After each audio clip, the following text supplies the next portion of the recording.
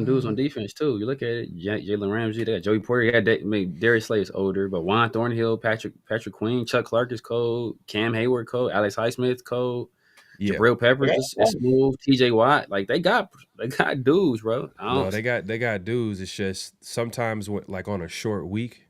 That's why I hate the short week though. I ain't gonna front. I don't like it. I really don't like it, bro. Like it's like a disadvantage to like everybody. Like teams aren't really not that healthy, and it's just like. But I guess hey, NFL wants to make money, so that's why they gonna add that extra game during the week and shit like that. But yeah, Bengals definitely look like they about to win this game for sure. Yeah, it's 23 left. Yeah, they just kneeled twice. So yeah, shit. I think Rodgers had like what 5 touchdowns? Crazy. 4, I think 4. That's 4. Yeah, 4 for two picks though. Yeah, like 4 touchdowns. Damn, like Flacco, man. Flacco 342, 3 tuds. Bro, the ageless wonder. Like he's this generation's version of Vinny Testaverde. You know what I mean? That like, if anybody know Testaverde, he played like well into his 40s. Yeah, just might as well bring it back. Real. You just might as well bring it back. Told him about Justin Fields, man. They didn't listen. Man. But hey, man, don't forget to clock in, like, comment, subscribe, hit that notification bell. Here we go. Yes, sir. Great Pharaoh. The gift of Troy is a fabulous fabric from the land of the 5 rivers.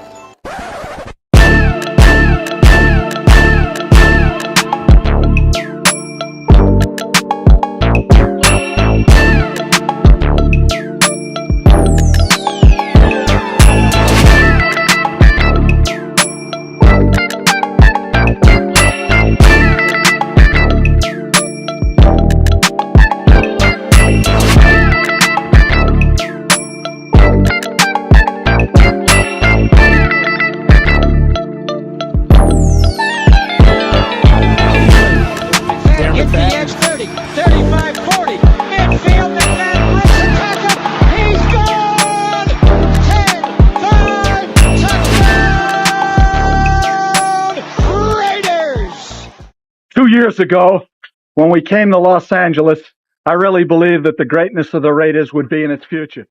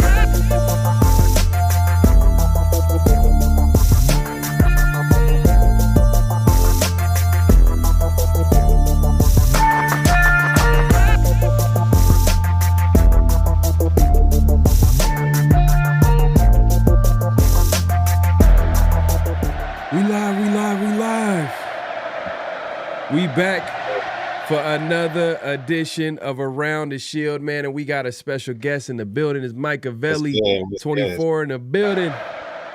Salute. My God, man, what's going on with you, man? How you been? I'm doing well, bro. I'm doing well. How y'all doing? Cool, man. Hey, man, if y'all didn't, that game was crazy. Crazy. That Bengals and Steelers game was a wild one, and I think, I mean, is it over? I mean, they're in control of the game. I think it was like 2 timeouts last time I checked. Yeah, 2 timeouts with or at least at the time when T. Higgins got that big catch, it was like 2 timeouts left and less than like 2 minutes ago. So it's pretty much they kicked the simple field goal. math. They kicked the field goal. They got they just kicked off to the Steelers. So the Steelers basically, unless they can do like a crazy lateral play or something like that, it's pretty much a wrap. Yeah. They're like 7 seconds left. That's wild. And Ramsey got, man, like reps. Bro, like that is, I'm not gonna lie, that's a crazy disadvantage to go against like T. Higgins and like Jamar Chase. Like Ramsey couldn't do nothing with T. Higgins on that play to pretty much to ice the game. But anyways, man, we got plenty to talk about today. Obviously, the Raiders take on the Chiefs this week. We're gonna get into that in that matchup and see how the Raiders. Is this going to be a blowout? Is this going to be an upset? Is this going to be, we're going to get into that conversation. And obviously, the biggest probably talking point this week with the Raiders is Jacobi Myers is in the news. I've talked about it, about Raiders possibly needing to get traded. I know, Mike, you're not a big fan of some of these guys getting traded, specifically Max. We're gonna get into how you feel about Jacobi as well, who's like in the rumor mill right now, and we're hearing like obviously the Steelers are looking for a receiver, the Patriots are looking for a receiver, the Giants are looking for a wide receiver, and Raiders so happen to have a guy that they didn't re-sign or not looking to re-sign. So instead of him walking in free agency, probably makes sense to maybe get something for him rather him just walking for nothing. So we'll get into that conversation, see if it makes sense. But yeah, man, we appreciate everybody pulling up. Salute to the night crew in the building.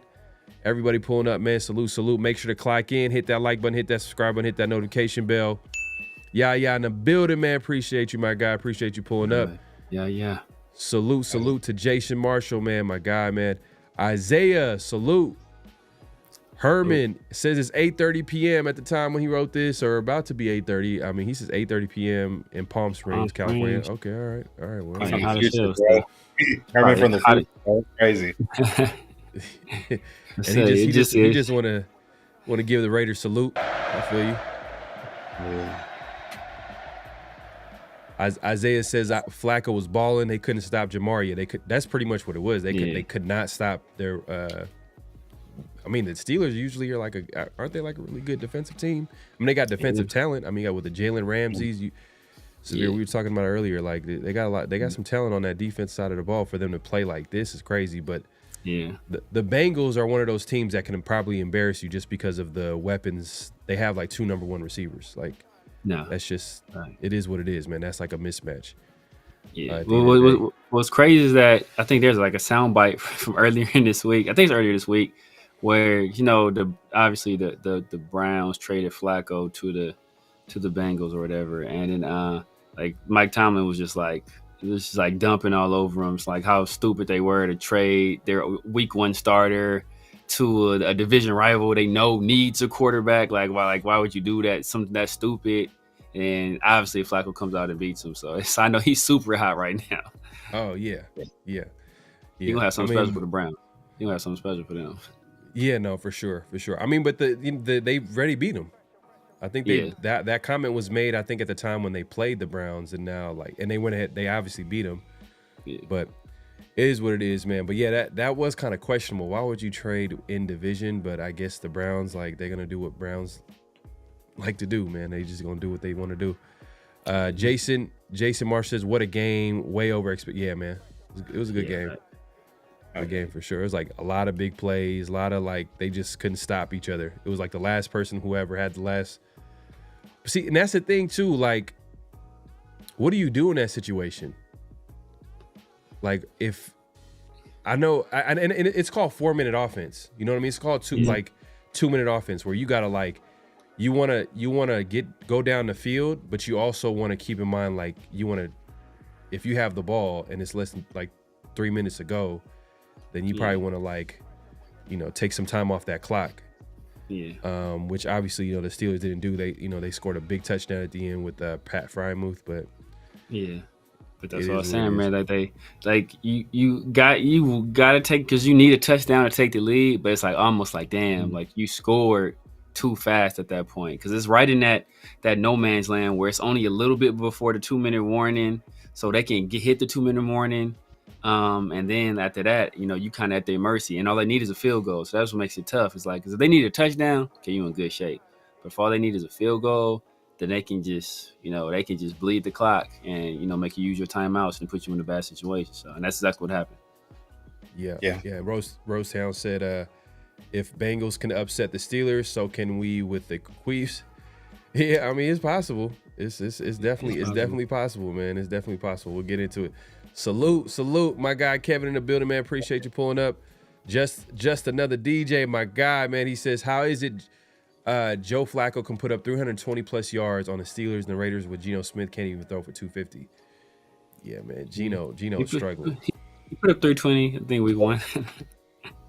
Yeah. Did he? Oh, yeah, he did. He like 364. 364. Some record-setting numbers for the one time he played well. Yeah. It's crazy. Man, I'm not gonna lie, like the Raiders record books, man, it's kind of, some guys got some records in there that's like, damn, like there's always context to everything, right? Like you look at the numbers like, oh man, this guy must be really good. Nah, it's just Raiders really don't have like, because look, when you think about Raider quarterbacks, they bro.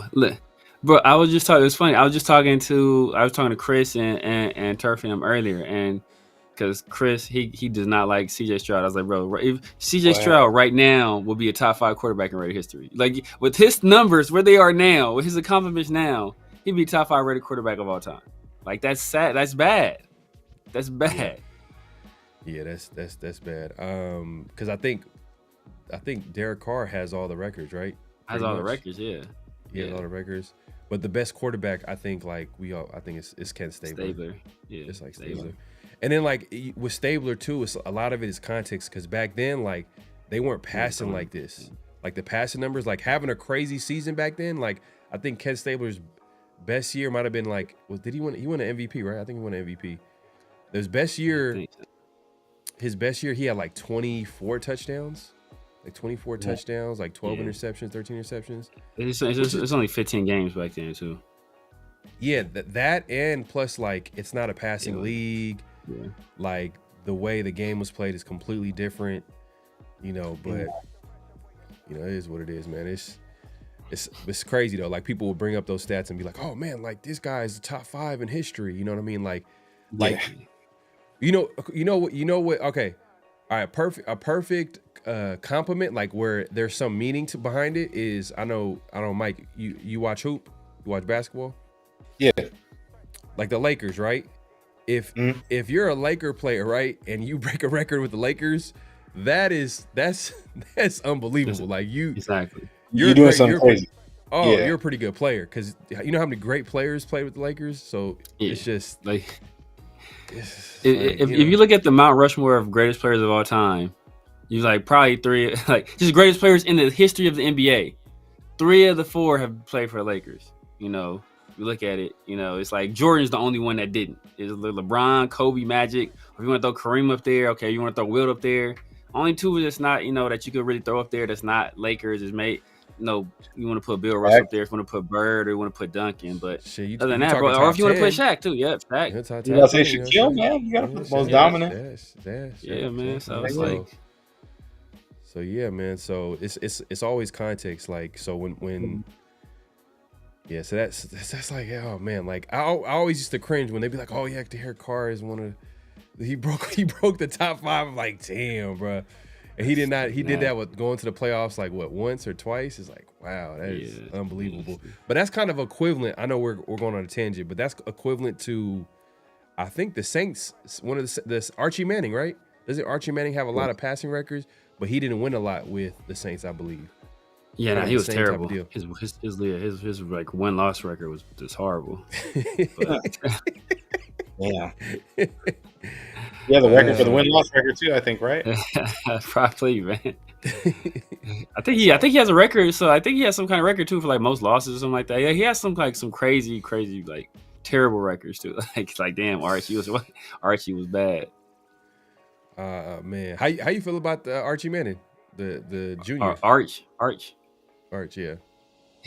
He kind of, he started off slow. He's starting to pick up steam. This last game, I think he played. It was probably his best game so far this year. You know, I don't think got he should the come W out though. against the Sooners. I don't think he should come out either. Plus, it's like we talked about it, last show. It's like it's that 1 year deal where it's like, he only played the 1 year, so he got some playing time last year, but he don't need the money, bro. Like, you're not hurting for the money at all, bro. Especially, I'm sure he got a fat NIL deal in Texas. I'm sure they taking care of him. I'm sure his uncles are taking care of him too. So it's like, bro, you good? Stay in school, hone your craft, come out, when you're ready. Mm-hmm.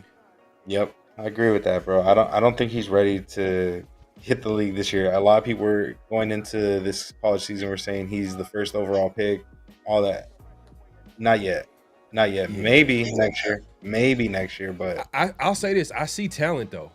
Like I see, I can see Yeah. he has like a strong Yes, arm. yeah. He got a little bit of athleticism too with him. Yeah. But it's almost like, I don't want to compare him to that. It's almost like Anthony Richardson, where he has he has these traits, and you get excited, like, oh man, he got these traits. But at the same time, like, you could tell that he needs to play more.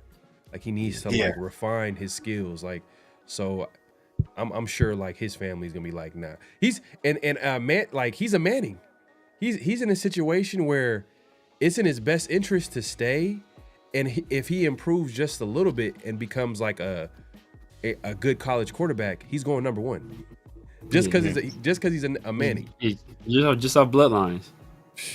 That's how it is for him. I mean, anybody else, they probably will have to think about it. Like, man, should I come out this year? This it might be, my name is out there. You got to play it. But NIL kind of changed everything, huh? Do you think NIL kind of changed like how the landscape of how players kind of think on how when they should come out? Yeah, low key, because there are some situations where, depending on like the players' draft value, where they're likely going to be drafted at, there's a good chance that NIL money that they're getting at that college that they're at is more than that current rookie contract. Yeah, so that's where they can make that gamble. Let me stay in college, you get more money, and possibly boost my draft stock so I could get some more money before I hit the league. Yeah. Perfect. Like Carson Beck is a perfect example of that. Quinn Ewers took a massive pay cut coming to the league, but I think he was out of eligibility, so I think he had to come out. So, but he took a massive pay cut. Everybody's first overall choice, Drew Eller, took a substantial hit. Oh yeah, he's gonna be a UDFA more than likely. Yeah, I don't think he should come out. He said he's gonna be a UDFA. I think, he should.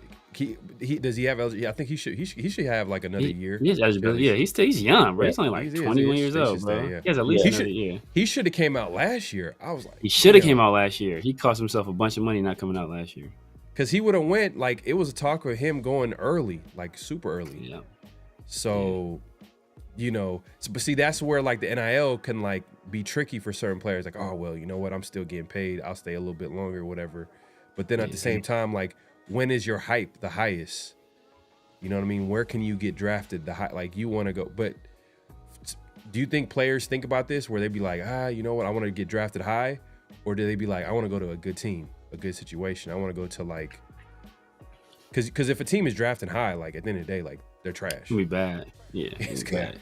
You gotta like, it is what it is. So I don't know what it's crazy, like games that you gotta play or the things that you gotta think about long term. But your boy USC, Jamie Maeva, he's killing. I mean, he did his thing against the Michigan this weekend. He bought out. Where do you see him going? Like, do you see him coming out? Honestly, do you see him? I think he should, but I wouldn't be mad if he stayed.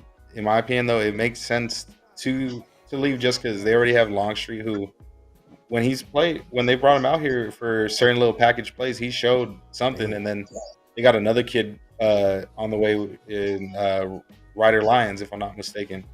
another top recruit in this upcoming class. So it's like it's going to be a crowded room at that point. Like, bro, you're putting up the numbers. In my opinion, I feel like some of these guys that the media is hyping up, there's a good chance that they stay another year. So if a good amount of them stay, hey, this is your opportunity to rise up on people's boards, and the numbers are showing it. I feel like he's ready. In my opinion, I think he's a first round talent. Now, how high, that depends on the rest of these games, how he does. Obviously, we got Notre Dame this week, and then Oregon later in the year, and then the big rivalry with Severe's team. But we got to see how he does. But I feel like he's a first round talent. If we given the opportunity, if he declares, honestly, I'd draft him. I think he'd be a good fit for our squad. It's kind of a weird year with quarterbacks where like there's some talented guys. Technically, if certain guys opt to go into the draft, but you don't know who's gonna opt in. You don't know who's gonna want to, because you got to Severe's point, like if you don't have that experience, then there's like we had Drew Brees, we played a Drew Brees quote where he was like, man, like you need 50 starts in order for you to at least be at a point where like a team can trust you and you're like really developed, and he the 50 starts, just to put it out there, is that like he was not just saying that like he needs to have 50 starts in college. A team needs to understand, like, if he didn't have 50 starts in college, then you need to incorporate that into the development. Like, you need to wait until they get to that point of 50 starts until you really know if this is the guy or not, if this guy is someone that you can develop long term. But teams, that's the problem though. Teams ain't got no patience. They don't got zero. They got zero patience. But that's not outlandish if you think about it. Because even if let's say if a guy started a year in college, right? That's like what 12 games? 12 games, I think. 12, depending on the depending on non-conference and bowl games, all that stuff. They say 12. They start 3 years. You give them 3 years in the NFL. That's basically you're at that mark. You've exceeded that mark. So that's like they're saying if you draft a guy in the first round, you draft the quarterback, and you think he could be your guy, give him at least 3 years. Give him at least 3 years, which is like reasonable, which is why I knew Justin Fields was no good, because he had 3 years, he was still trash. So I was like, bro, like your time has passed, brother. You're done. So you had to take that shot, did you? You had to take it. You had to take it. Was there? Yeah, did he throw for negative 10 yards or something like that? It's like something crazy like that. Like negative 10 yards, like that's wild. But yeah, so yeah, I mean, like Jay Mayava is not a guy I like. And I already told Machiavelli I thought he was trash, but but that was based on last year. Last year, not necessarily trash, but I didn't think he was ready. I don't think he could play the NFL game. But he's improved. The Michigan game impressed me a lot. Obviously Lincoln Riley is great with quarterbacks. We see his track record of guys that play for him in the league right now. So I think he should stay another. The thing is, it's kind of a catch-22 because this class is not a lot of like for sure guys. So he can come out this year, and if he continues playing like he played, he can solidify himself as an early pick. Possibly getting to that first round, possibly the top half of the first round. But he still might not be ready. I think if he stays another year, I think he'll position himself better as a player. But depending on how next year class goes, like he could be in a situation where even though he's a better player, he may go later because some other guys jump him. Everybody's looking at the hot new thing at that point, kind of like Aller. Like Aller was a guy that, hey, you know what? Aller, man, look at this kid, this big, strong kid. That's what I'm saying. Like, while the stock's still high, go for it. That's the move. While the stock's still high, go for it. In my opinion, especially because right now he's starting to go up in the Heisman ranks. So if he really solidifies himself in these next couple games and gets himself in that like actual finalist list. Which quarterback you talking about, Mike? Oh, Jaden. Oh, Mayava. Okay. Oh, okay. So he's up there. Okay, him. So you got him, and who else? You got Ty Simpson up there for the Heisman. I'll say he's up there. Yeah, he's balling for sure. Ty Simpson. He might be number one though. A lot of people boards, to be honest with you. Depending because Alabama. I like his game. I like his game, but this is legit his first year starting. Yeah, exactly. Exactly. That's why I'm like that one. It's like. It's a little tricky because, in my opinion, based on the film, he's got it, but it's early. Like I got to see a lot more games before I could feel Agreed. more comfortable. I feel the same. I feel the same. And but Mendoza too, same thing, bro. Like I need to see more. But Mendoza, he's played more than Ty Simpson, though, I believe. Yeah, I he's think played so. more than him. He played at Cal. That's a little random, man. Yeah, he did play at Cal. He did play at Cal. But like I don't think he was that good at Cal though. That's the thing. But Joe Burrow wasn't that good year in LSU before he broke all his records stuff. So you really can't hold that against him either. It's true. So yeah, so that's the tricky thing about this year's QB draft class is like, first of all, you don't know who's coming out, and then like there's if some guys do come out, there is like an experience factor that you got to be like, man, are they going to really translate like right away? And like, do teams want to gamble a little bit? Like your boy Dante Moore, like Michael, are you a Dante Moore guy? Like, do you like Dante Moore out of Oregon? Oh yeah. You think he's legit? Who does he like favored to you in your opinion? Like stylistically, like his quarterback style. Stylistically, he reminds me of, and it might be a recency bias, but one of the guys that I was talking about, like prior to him even getting close to declaring or his last year of college, CJ. He reminds me a lot of CJ. In my opinion, he gives me Super Bowl vibes all over again. But when I watch him, it's like I don't see he don't have like anything like flashy about him. He don't he's not a big guy. He doesn't have like athleticism like that pops out. His arm ain't crazy really. Oh no, bro. Let me ask you this, because like, but then look. I'll say this because that was because the comparison that you made was good. That's how I kind of hella felt about CJ, but CJ was bigger though. CJ was bigger, and it like he didn't. But I didn't like see it like as much with CJ, and then like when I seen him come in the league, his way he translated right off the bat was crazy. I was real bold before he hit the draft or that last year of college. Yeah. I straight out said, like, watch, when this kid hits the league, he's gonna be elite. People are like, no, you're out of your fucking mind. No, he's not, and he showed out. Now, obviously, this year it looks a little shaky, but also he's got O-line issues. They keep getting rid of his O-linemen. I don't know what's going on over there in Houston. New offense too. But hey, CJ Stroud, he's been to the playoffs twice, won 2 playoff games. Like when the last time a Raiders quarterback won a playoff game, bro. So, won his division title too, back-to-back years. But that's why I compared Dante to. Well, I said, well, you know, Pharaoh already knows I was high on CJ. You know, I was early on. I was telling people about CJ, but I said he's like CJ, Dak, and Joe Burrow. And you look at CJ and Joe Burrow. Let me put Dak in it because you know he was like a mid-round pick. Like, what trait did you say that? Like, what about Joe Burrow like wowed you in terms of like traits? Like, not a lot. You know, not a lot of traits. He just had crazy production that last year at LSU. But he also had 3 NFL wide receivers on that team. So for me, it was like the poise in the pocket, like the comfortability and being able to move around in the pocket and being able to sense like when you got pressure coming. Exactly, and like it just I think his ball placement, you know, his ability to kind of stay on schedule. I think he throws with good anticipation with good touch.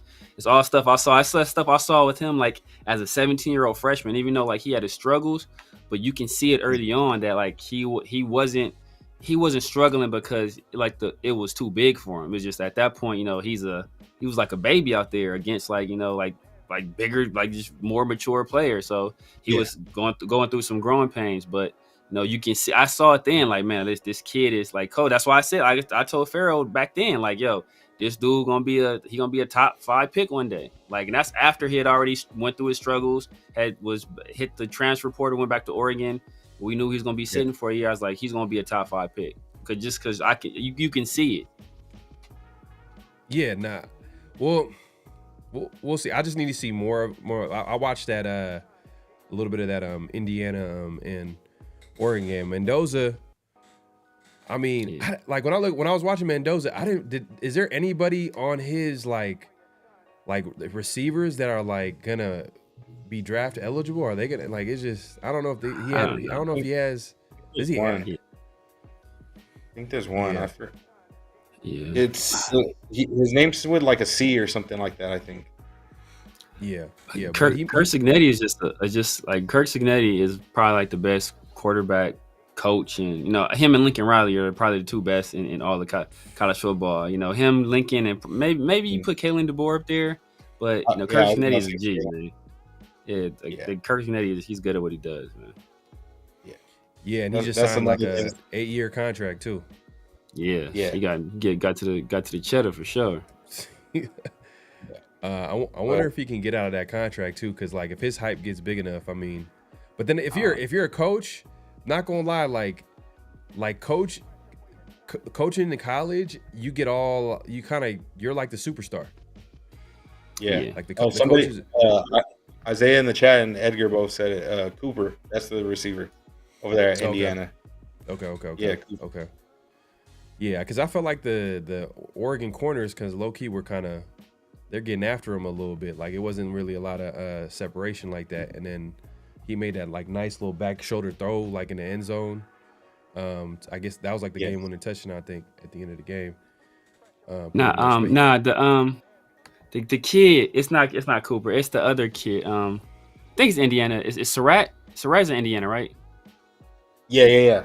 Okay, yeah, it was like a trippy name with a C. I think it's Surratt. It's Surratt is the dude. Like he cold too. Yeah. I like him. I mean, USC got two dudes. I like Lemon and I like Lane. Like Lane cold too, baby. But Lemon be getting all the shine. But like I like Lane. I was like, I think it's Jacobi Lane. Yeah, I think Jacobi. Yeah. Lane cold too. I was like, okay, like he don't be getting all love. Obviously, Lemon is a dog, so he be getting all attention. But Lane is nice too. Obviously, you got Tate and Ohio State. You got the kid from Arizona State. You got Brazzles from Tennessee. Like it's some wide receivers this year. Yeah. You know what I have a feeling that it's gonna be like for this year. Not to cut you off, Mike. I was thinking about this. I was like, I think it's gonna be a situation where the Raiders, they're gonna try to win some games. Pete Carroll, he's trying everything in his power to win. Like he wants to win. Like he's gonna try to figure out a win, and he doesn't care about draft position at all. So I'm thinking like they're gonna be outside of the. It's gonna be another year where the Raiders are outside of the top 5, maybe within the top 10, maybe top 15, and if that's the case, it's gonna probably be another situation of like taking the best player available, because you don't want to reach for a guy. You want to take the best player available, which is worked out. We got some good players last couple of drafts. We should keep that going. The problem though. The problem with what the Raiders have been doing is their strategy in addressing the quarterback position. Just because you can't draft a quarterback in the first round doesn't mean you shouldn't draft a quarterback at all. They just been rolling with whatever guy that they signed in free agency, traded in free agency. Like this year, not as bad, because if we're being honest, everybody was like, oh, well, at least Geno's gonna be okay. At least Geno's gonna be okay. And then they drafted a Cam Miller dude, which was disgusting. I never liked the pick. I was like, what is this? Like, what are we doing? Drafting a FCS quarterback in the 6th round. Like, this dude you could have got this probably as a UDFA. Like, why are you wasting a draft pick on this guy? But that's neither here or there.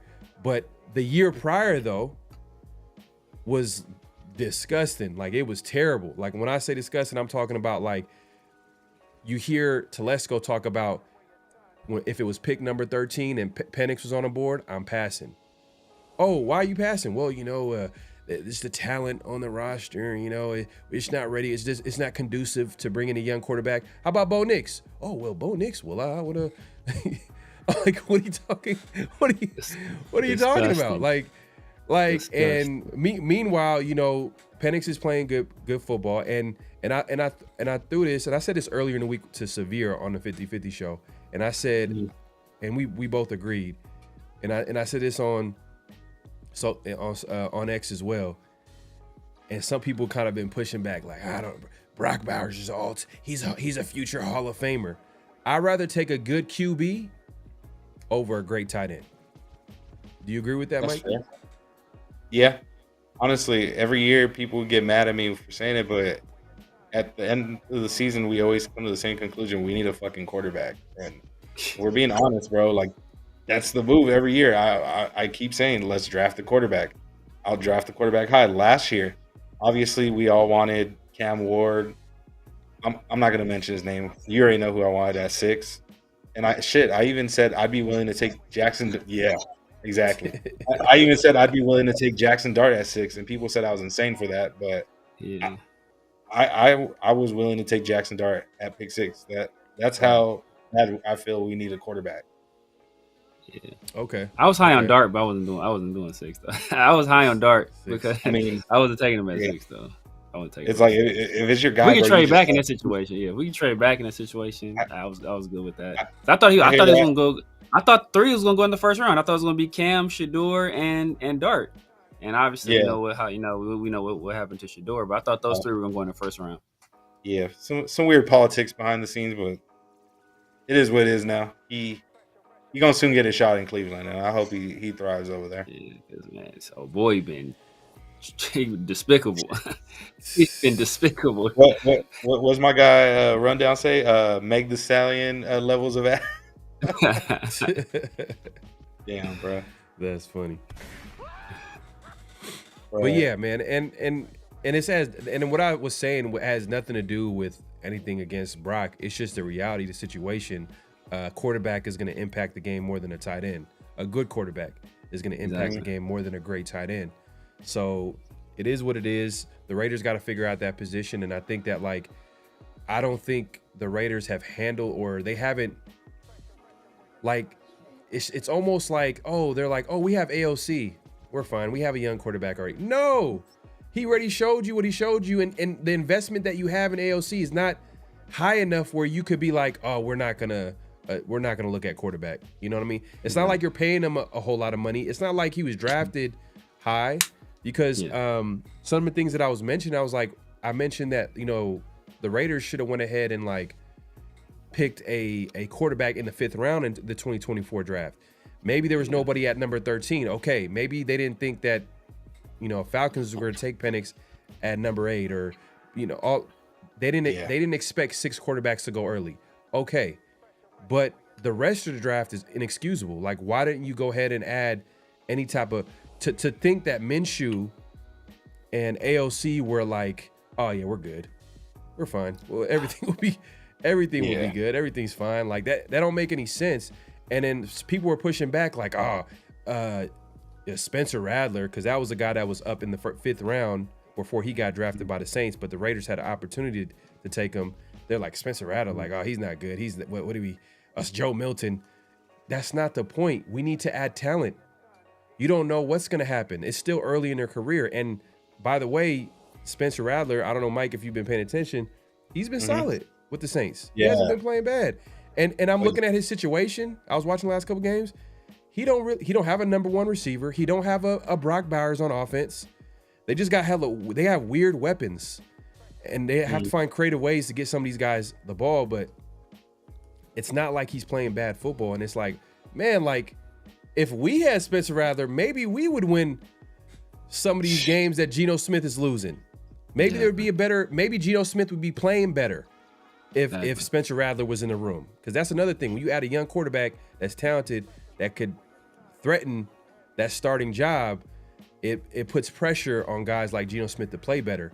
And they didn't put enough pressure on Geno Smith. They got Cam Miller, and he's like, he didn't make the team. He's on the practice squad. Anybody could pick it up. That's how much the Raiders value Cam Miller. They drafted a number 6, but he's on the practice squad. He could be picked up by anybody. That's how much they value him. It's just crazy to me that the most important position on the field, and the whole time they've been preaching compete, but why didn't they make a competition for the QB spot? Why didn't they compete? Yeah, I mean, we didn't have anybody to compete with them. That's that's just the truth, though. But and that's the thing, man. People was laughing. Oh, severe rat. That's the thing. Oh, severe Rattler. Oh, severe. You're talking about Spencer Rattler again. It's like, yeah, I'm talking about Spencer Rattler because we took a 2-down linebacker. That's at best, if he maxes out his potential, he's gonna be a 2-down linebacker. At best. So at best you take a 2-down linebacker. At worst you take a guy that's going to be out of the league, and there's a very good chance he's out of the league after next year. So at worst you take a guy that's going to be out the league in 3 years. Why not take a chance on a guy who was at one point the number 1 QB prospect in all of high school, considered a top 10 prospect and a Heisman candidate early on at Oklahoma, and only got beat out by, guess what? The future Heisman winner and the future #1 overall pick in Caleb Williams. Like, why not take a chance on a guy that has that kind of talent, that, was there playing, still got that Lincoln Riley coaching while he was there at Oklahoma, and then went to another SEC team, walked right into a starting job, played with guys that didn't have a lot of talent. His #1 receiver was Xavier Legette. I think his #2 receiver was like Juice Drudge or something like that. And his #3 and #4 top receiving threats were running backs. That's how bad the weapons were there. No offensive line, like nothing. Yeah, nothing. And he was still able to produce in those circumstances. So, hey, he's going to come into the Raiders and be low-key in that same situation. Like, not a whole lot of talent around him. Like, but he still found out a way. So, like, take a risk on that guy in the 5th round instead of on a linebacker. What are we doing here? Yeah, that's a great point. That doesn't make any sense. And I was saying that, I was like, bro, like, that doesn't make any sense for you to go, oh, we should go with a 2-down linebacker, a linebacker that can barely see the field, a linebacker that can't see the field with, if we're being honest, not the most talented defense in the NFL. And most likely, is he going to be a starter? Is he going to develop? We don't know yet. But at the same time, like when you don't have the answer at quarterback, you should be trying to add talent, adding competition. And Pete Carroll, to quote Pete Carroll, he's all about competition, and all these coaches preach that, but they don't want to add talent to the most important room on the football field. They feel like, oh, an AOC, Minshew and Desmond Ridder and all these quarterbacks that played prior to. And to be honest with you, I hated the AOC pick. I hated it. I don't care. Yeah, I did too. I hated it. And I was like, oh, okay, he's better than I expected, but I hated it just seems like, I don't want to get into that. I don't want to get it. Let's just leave it at that. Like, man, because I already know there's going to be. It wasn't like a 1st round pick. I'm just glad it was later in the draft. Yeah. Oh, yeah. It was later. But even later in the draft, it just gave me no hope. Like, why are you drafting a guy? Like, this is a guy that you draft undrafted. Like, we're being honest. Like, this is a guy you draft, like, and no disrespect, but it's, why would you want to take this guy where he doesn't give you anything from a mobility standpoint? And I understand a quarterback, in order to be successful in the NFL, you got to be, it's from like the shoulder up. Like, you got to, that's very important. But in today's NFL, the way the league is going with the quarterback position, you got to be able to move. You got to be able to have, or have something exceptional about you. And to be honest with you, A.O. Smith's his best thing, maybe his accuracy. Yeah, probably his accuracy. That's the one thing that popped like right away, especially in that first preseason. That was like the best I ever seen AOC play. That preseason, I was like, oh man, maybe the Raiders had got something. Maybe I was wrong, but no, I wasn't wrong. If he has a clean pocket, was able to set his feet, nobody around his legs, nobody rushing him or pressuring him, he's accurate. Still like a mediocre arm, but he's accurate. But that's the issue with but part of the problem is that there's like some of the Raiders media, and some other Raiders bloggers and content creators, they were saying wild stuff like, oh man, the year before he was considered a 1st round pick the year before he came out. I'm like, at no point. I was like, Rajan was saying that too. I was like, bro, it's like, at no point at any time did anybody look at him and say, this guy's a 1st round pick. Like, there is no way in the world that you go from being the 8th string quarterback to 1st round pick after spending like 6 years in college and be like, no, what? I want to come back for another year. Like, no, bro, you're leaving. Then you're cashing that check. You out of there. You're done. Like, you ain't going back to Purdue. What you going back to Purdue? Right. You ain't about to win nothing. You ain't gonna be a Heisman candidate. You ain't gonna be a national title contender. Like, you're taking the money, you're going to the NFL. Like, you're already 25 years old at that point. Like bro, you're going to the league. Yeah, and that's another thing too. He was an older guy. It is what it is. But look, they made that draft pick, and I'm the reason why I'm bringing this up, because I want to show you the timeline of how the Raiders have kind of addressed the quarterback position. you go from like 2020, you know, there's Derek Carr, 2021 is Derek Carr, 2022 is Derek Carr, but they draft the AOC, I believe, in the 5th round that year, in 2022. Fourth round. It might have been the 4th round, fourth or 5th round. So they draft that young guy, and then we all know what happens. Like, you know, from Derek Carr to Jimmy G, from Jimmy G to AOC. No, it was a 2023 draft. I think it might have been the 2023 draft. It's Jimmy G year. Jimmy G year, yeah. But even you can argue too. You can even argue about even when they had Derek Carr, they didn't add talent to the room while they had Derek Carr to put pressure on Derek Carr. Exactly. Like, you know what I mean? Like, cause you know what a Raider fans always complain about Derek Carr is that, like, man, like he's just good enough to start. He's just like they want something better. They want someone that could be better. They want a better quarterback than Derek Carr. He wasn't a bad quarterback. They want then you gotta draft at that position, and they never did. And they just, I don't know. It's just the way they've addressed the quarterback position over the years. It's just been lackadaisical. Like, it's just not taking it serious. But you know, it is what it is. The Raiders, they're 2-4. They're headed into this game against the Chiefs. The Chiefs right now, they kind of had like a semi-slow start to the season. They've now won like a couple games here and there. So like now, like, this is a big divisional game. The Raiders, obviously, they're coming off a win, one of the worst teams in the NFL, but hey, a win's a win. And it's a divisional game too. Anything could happen. We all know that.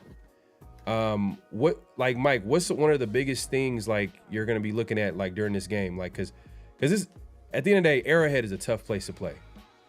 It's a tough place to play. And Geno Smith, obviously he hasn't played great. And now you're telling him to go to Arrowhead, to go against a Steve Spagnuolo coach defense, where they're going to be blitzing all types of exotic blitzes and coverages and things like that. Like, what do you want to see out of this game, like early on, like in order for the Raiders to have a chance?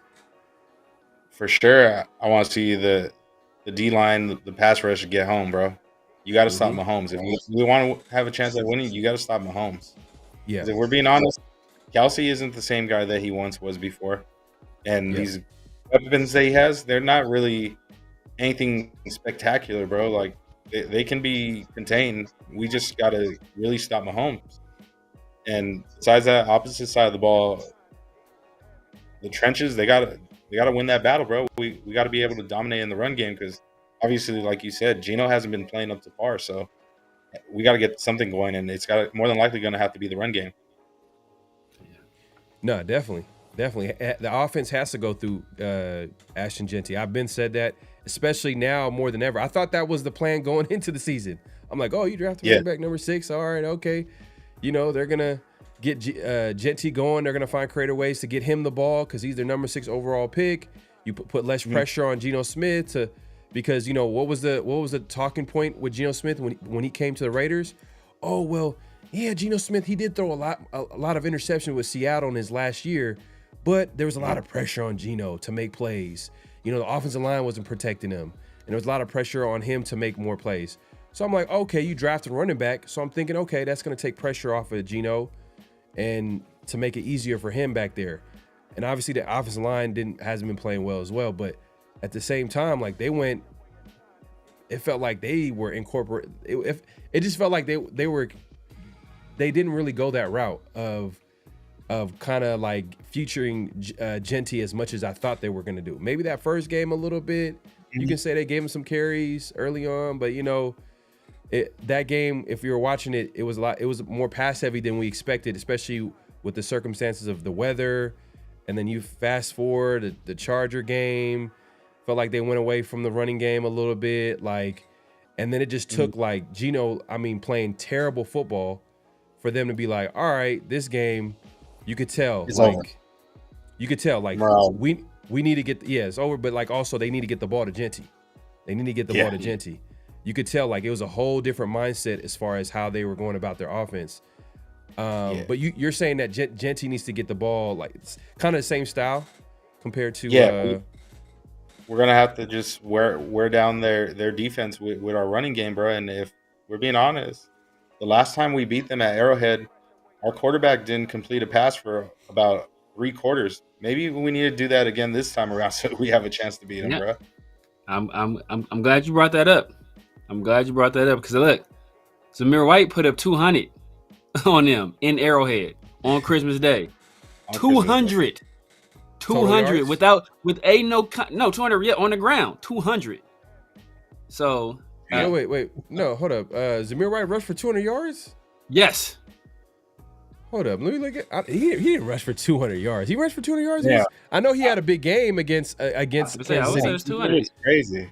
200 like. Hey, maybe we were just a little too hyped because we beat him on We might need to activate Zamir White for this game. We might have to if he rushes. Oh shit! I seen teams asking for Raheem Mostert in trade talks. Apparently, there's rumors I heard that too. Hey, who knows? I mean, honestly though, I like the element that Mostert's bringing to the running game right at the moment. He's been way better than Zamir through so far. No, it's one. He put it 145. 145. 145. I was about to say, bro, 200 is insane. Like, hey, bro, that's why you got to question everything because that 200, man, I ain't gonna lie. The way you said it, I was gonna be like, that would have been icing on the cake, like the perfect storm type game, bro. Let's see. It was 145. Yeah, maybe it's 200 all purpose. Maybe 200 all purpose. With 200 yards. Oh my. Nah, it couldn't be 200 all because he only got one target. So yeah, it's 145. 145. So but basically 150 yards. Basically 150 yards.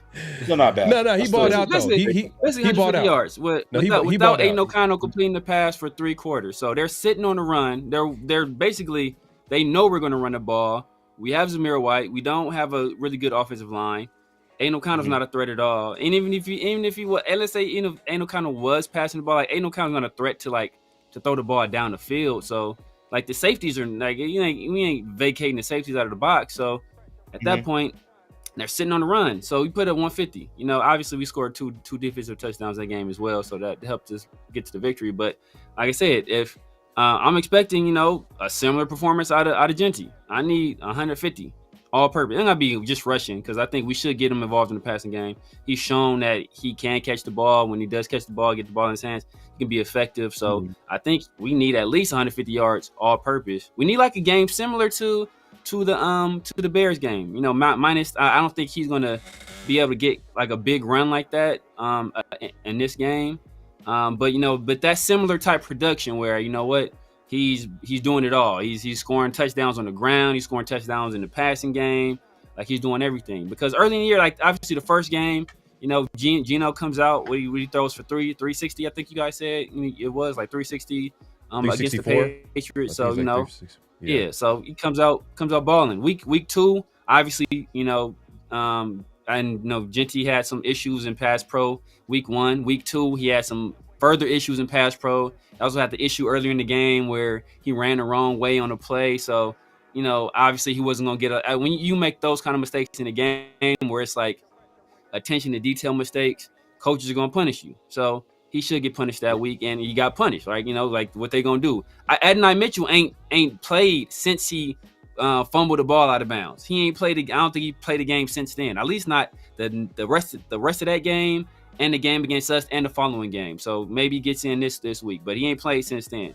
So obviously Genty makes those mistakes, and he's straight up just lazy, like terrible, horrible effort in pass pro. He's walking on the field, fixing his gloves as Geno's getting killed. Like, you're gonna sit you down, or we're not gonna put you part of the game plan the rest of the game. Like that's what should happen instead of punching him like the idiot in Arizona. And then week 3 we get our teeth kicked in, so it's kind of hard to get them going on the ground when we're getting beat by a whole bunch of points. Then the Bears game happens, and he's productive, right? Because we're in that game. It's a close game. Geno's struggling. Give him the ball. He does well. Then the next week we play the Colts. We're getting beat on, so it's kind of hard to get him involved there. And then this last game against Tennessee, he had spots. He had some spots where he kind of missed some reads, but he had some other spots where he ran through some tacklers. Fell forward for yardage. Had a nice reception as well. So I mean, it's been kind of, like it's been they've gotten them involved, I think, when they can and when they should. Would you like to see more? Yeah, but also, like I said, there's been some other extenuating circumstances in terms of effort, in terms of attention to detail, stuff like that, where they're going to say, okay, if this is what you're going to show, the effort you're going to show on the field, like, bro, we're not going to give you the ball if you're walking like in mid play, like as your quarterback is getting sacked by 3 defenders. Right.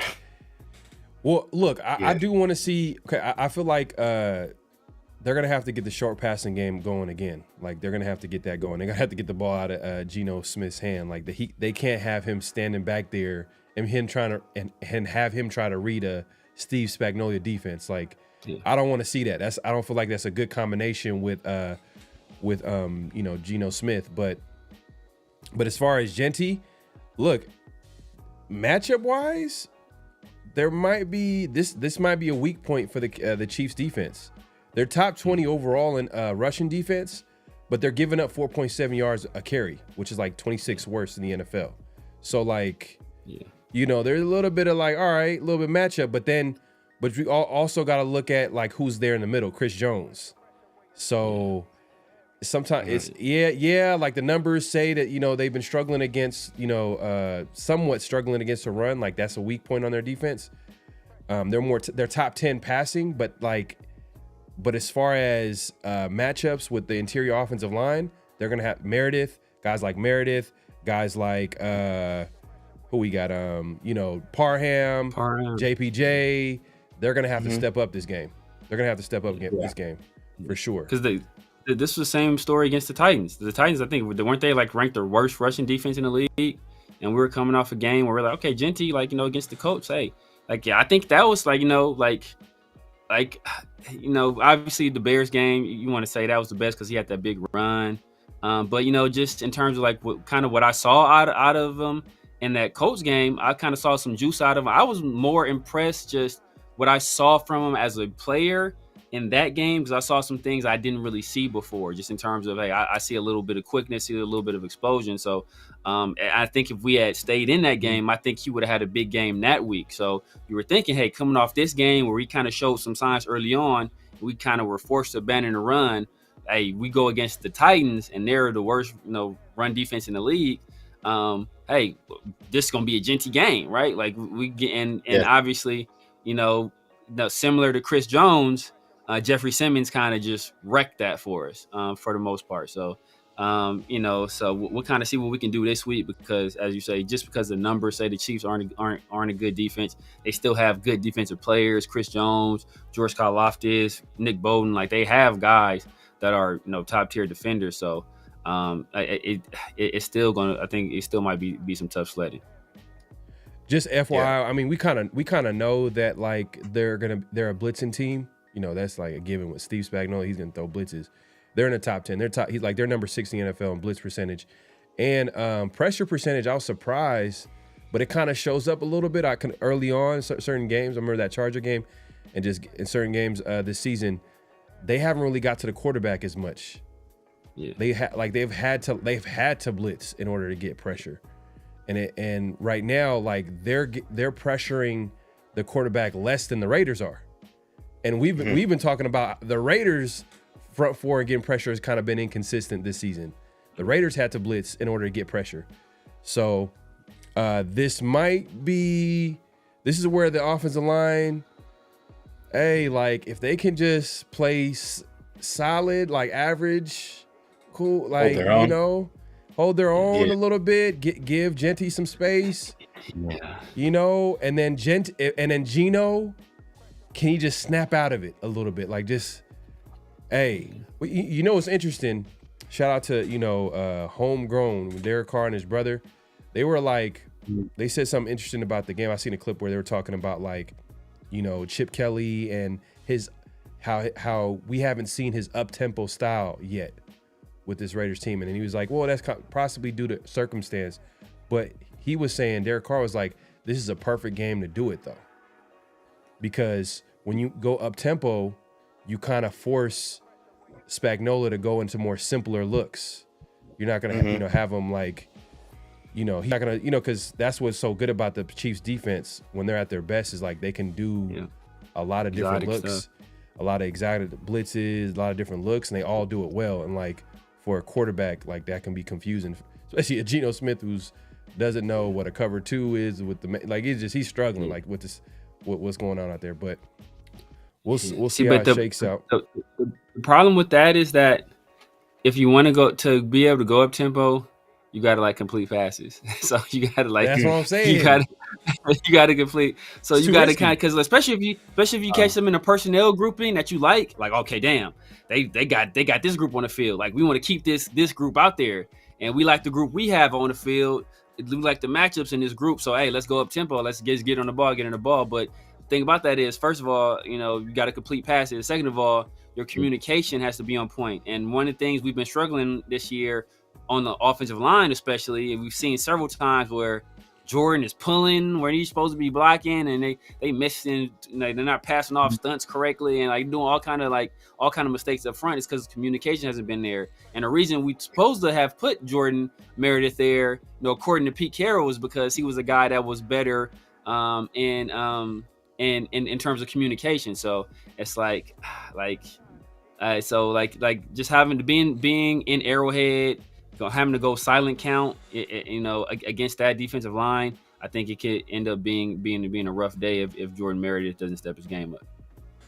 Yeah, 100%, bro. It's really going to depend on this interior O-line, how this game goes, and well, if Geno sees pressure, whether it be in person or his imagination, it's really going to depend on how the O-line. They got to set the tone early and don't let him get hit, and they need to communicate to him. Throw the ball to the guys in the white jerseys. This week we're wearing white jerseys, so throw the ball to the guys in the white jerseys. I don't know why I feel like an upset can happen. And I know this is crazy for me to say because it's like, oh man, like we've been talking so much trash about this team. But usually this is any time where I feel like it's going way too left, where like we're just like overlooking them, like they not gonna do nothing. That's where upsets be happening. That's when upsets happen. That's when, and I could tell, like, I did see that Devin White comment. I was like, oh, okay. I don't know if that might be bulletin board material. He was positive. Yeah, I fuck with it though, because hey, it's a different level of hatred when it comes to the Chiefs, bro. Like that's like you said, like for a lot of games, it's like, oh damn, we're gonna get smacked, but I don't know why. For some reason against the Chiefs, I feel like it's a possibility, bro. We've seen it happen in the past, not too often, but we've seen it happen where we've shocked the world over Arrowhead, and we made some crazy shit happen. It's just Geno Smith, bro. He just scared me. Yeah. Like he's the one that scares me the most, man. It's like more than the offensive line. It's Geno Smith. It's like I don't know what I don't know what to expect from him. Like he threw an interception in a game where like they weren't even trying to like have him throw down the field like that. Like they were literally trying to protect him. And the interception he threw this week, I don't know if you heard, Pete Carroll and Chip Kelly. Chip Kelly talked about it today. He was like, oh, that was a protection issue and da-da-da. And then Geno Smith, like, oh, I was trying to throw the ball out of bounds. I was like, what are you doing? Like, you literally, like, the way he threw it, it was on, like, hey, up for grabs. Like, it was just, I guess when it rains, it pours for Geno. I mean, like, when you playing bad like that, like, you can't catch a break, even though he was, I guess, supposedly trying to throw it out of bounds, but it is what it is. But, man, my guy, Mike, man, we appreciate you coming through, man, and chopping it up with us. I guess before you get out of here, man, let us know your score prediction. My score prediction, I'm going to say 21-20 Raiders. It's going to be a close one. 21-20. Okay. I kind of knew that you was going to pick the upset. I could tell, bro. I don't know why. Yeah. I think it might have been the Raiders stuff behind you. That's probably the giveaway. Yeah, bro. like my guy Trey from my fellow co-host on BTB likes to say, the Raider goggles are on this week, bro. Raider goggles are on. All right, man. Maybe man. A lot of the experts saying we only gonna win like 4 games this year. Well, that's cool. As long as one of them is the Chiefs, bro. If we beat the Chiefs, I'm cool. With the rest of it, whatever happens. It's funny though. You know what I mean? Like, every week, I think every game this season we've had a someone represent like the opposing team. But this week we didn't do it for the Chiefs, man. Like, because that's how much hate we have. Like, we're like, we don't want the Chiefs on this platform. We don't want them on this platform. But nah, man. It was good talking to you, man. Chopping it up with you. You got a lot of things going on. Let the people know where they can find you, what to look forward to, all that good stuff. Oh yeah, definitely. So make sure to subscribe to my YouTube channel, Jacobi24. Wednesdays, every week, Wednesday, 7 p.m. we got BTB. It's me, my guy Trey Majors, and Raiders AQ. And then usually, it depends what day it is that the game is, whether it be Sunday or Monday.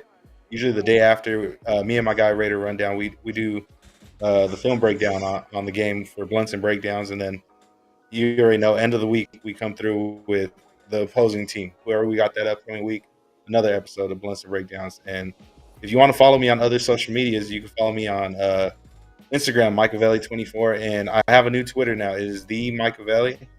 I had to make a new one, so let's see who rebuilds faster, me and this Twitter account or the Raiders. Let's see what's a faster rebuild.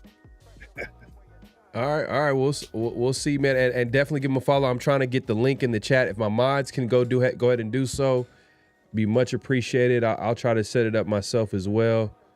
Let's see here. So y'all can head over and subscribe to my guy Jacobi24. It's pretty simple. Y'all see the name on the screen, but here I'll just make it simple. I'll post it here in the chat.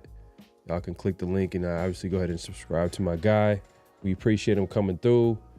Man, you called the score 21-20. We'll give our me and Severe will give our like score predictions later on the show. We're gonna do NFL picks in a second. We didn't get a chance to talk about the trade stuff, but I guess we'll catch up.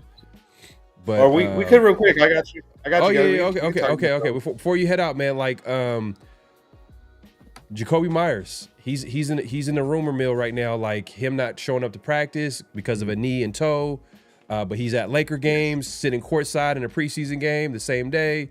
And then we're hearing rumors about like him going to certain teams like the Steelers, the Patriots, and the Giants. Do you think a trade happens soon? I believe so, bro. I feel like the writing's on the wall now. Like, especially the way, it's kind of like that protocol at the moment that most players do when you could tell they're on the way out. He's not practicing, and I get it. It's smart, even though they want to say, we expect him to practice. I feel like that's maybe the team trying to save face. Who knows? But let's be honest. They're probably going to trade him, and they don't want him to practice so he doesn't get hurt. And it's going to suck to see, but in my opinion, it's all good because I'm happy to see the production we've had from Trey Tucker this year. I feel like he's having a breakout year, and at the moment, he's filling that void as the quote-unquote wide receiver one for the roster at the moment. Well, according to Chip, he's still the number one receiver. Like he came out and said that, but like obviously Geno's been going to Trey a lot. You can argue like maybe that's probably because Jacoby's receiving a lot of attention and this, that, and the third. But that being said, like my whole thing is that like they're not going to re-sign him. Yeah, it's like 6-7 games into the season. Like that ship is passed. Like if they let this guy hit free agency, he's not coming back. He already like, you could talk about does he feel disrespected? He could talk about like, look, at the end of the day, like he wanted to stay, but I think the thoughts that's probably going through his head is like, hey, look, like I've put 2 or 3 years of film. I've played above my contract, and I've tried to negotiate a contract with you.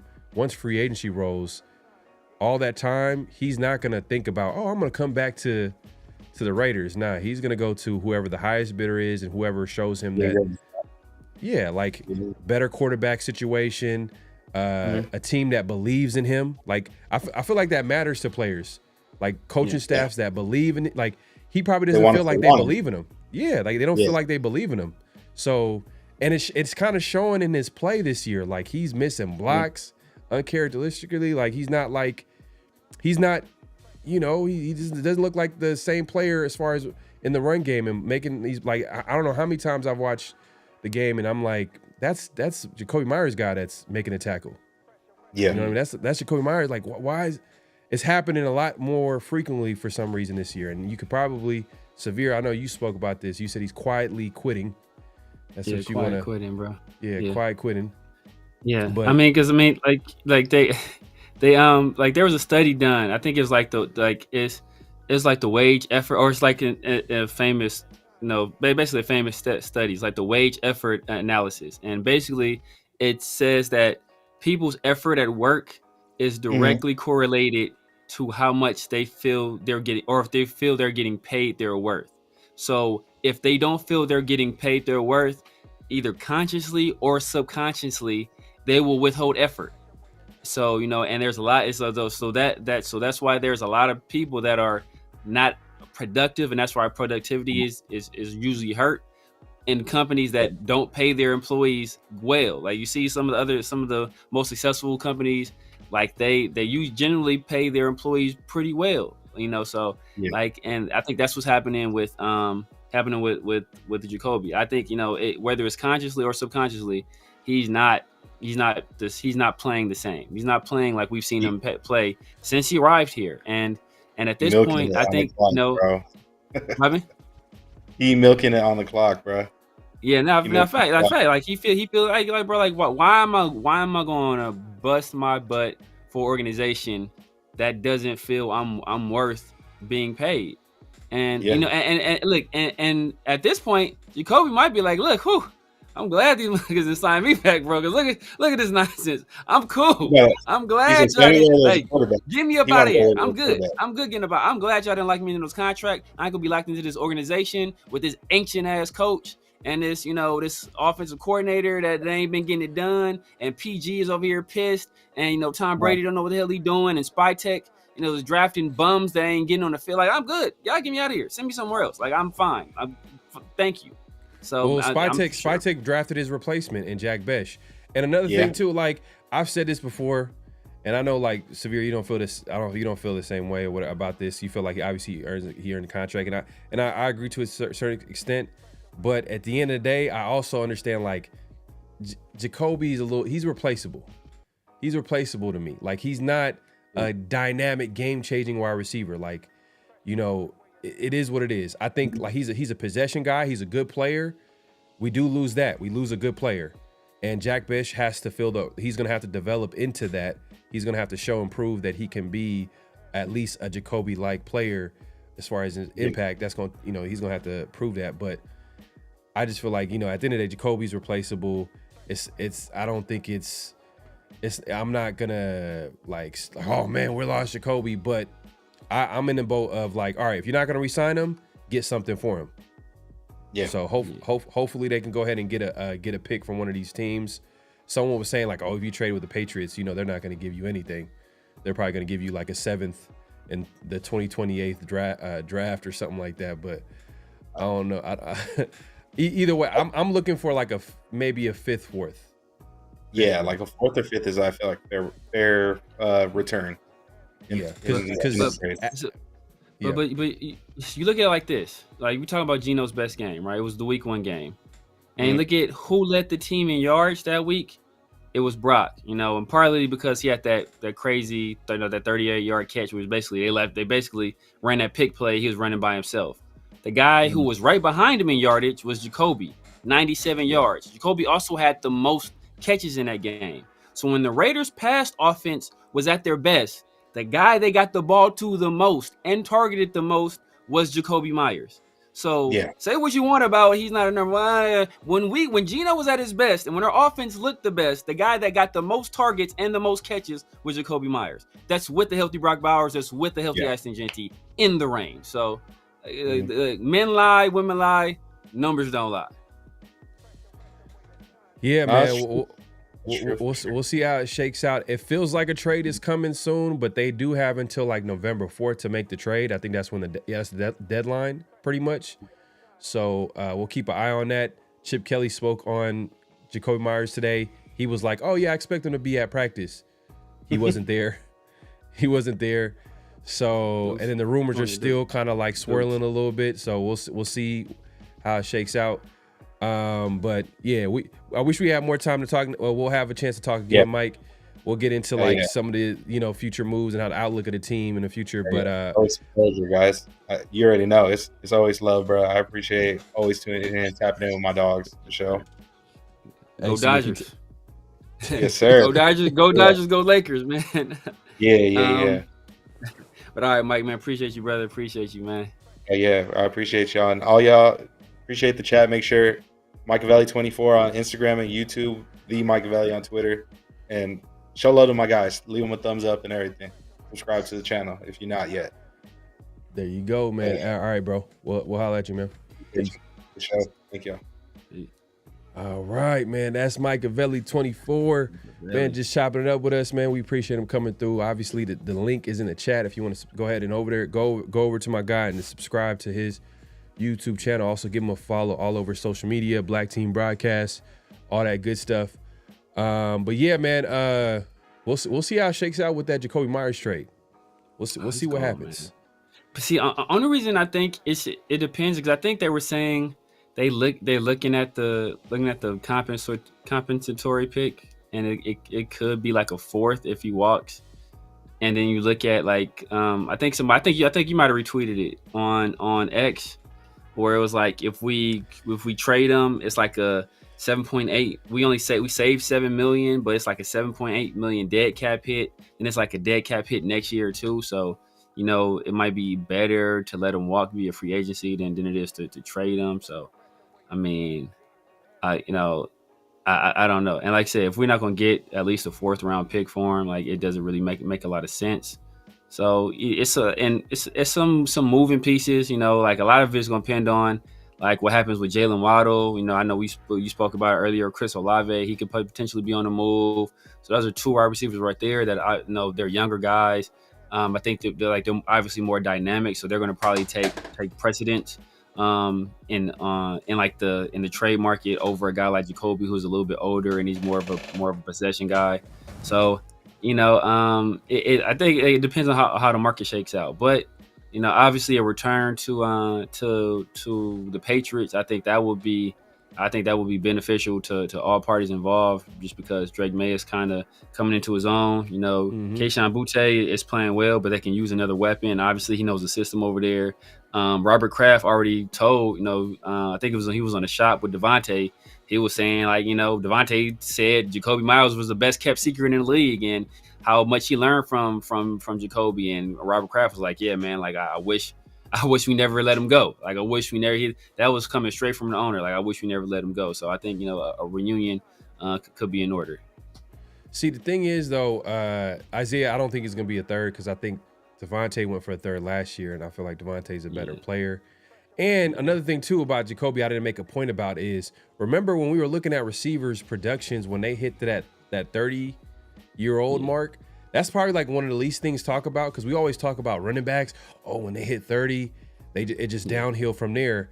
But there's not a lot of receivers when they hit 30, they're the same receiver or they continue that production where they're pretty productive. There's only like a handful of guys, like the special guys, that have a prolonged career where they play well into their 30s, maybe up for some guys, the exceptions to the rules that upwards of 40, you know what I mean?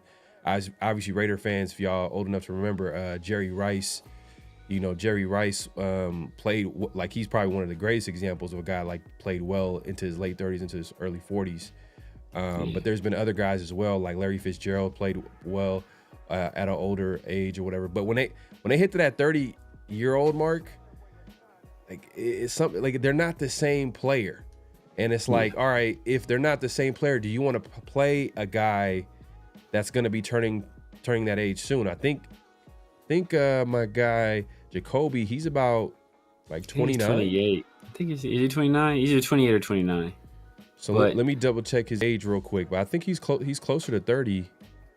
Yeah, he's close. He's close to 30. So what is he asking? He's asking for a 3-year extension, 2-year extension. Like what kind of extension is he asking for? 4-year extension.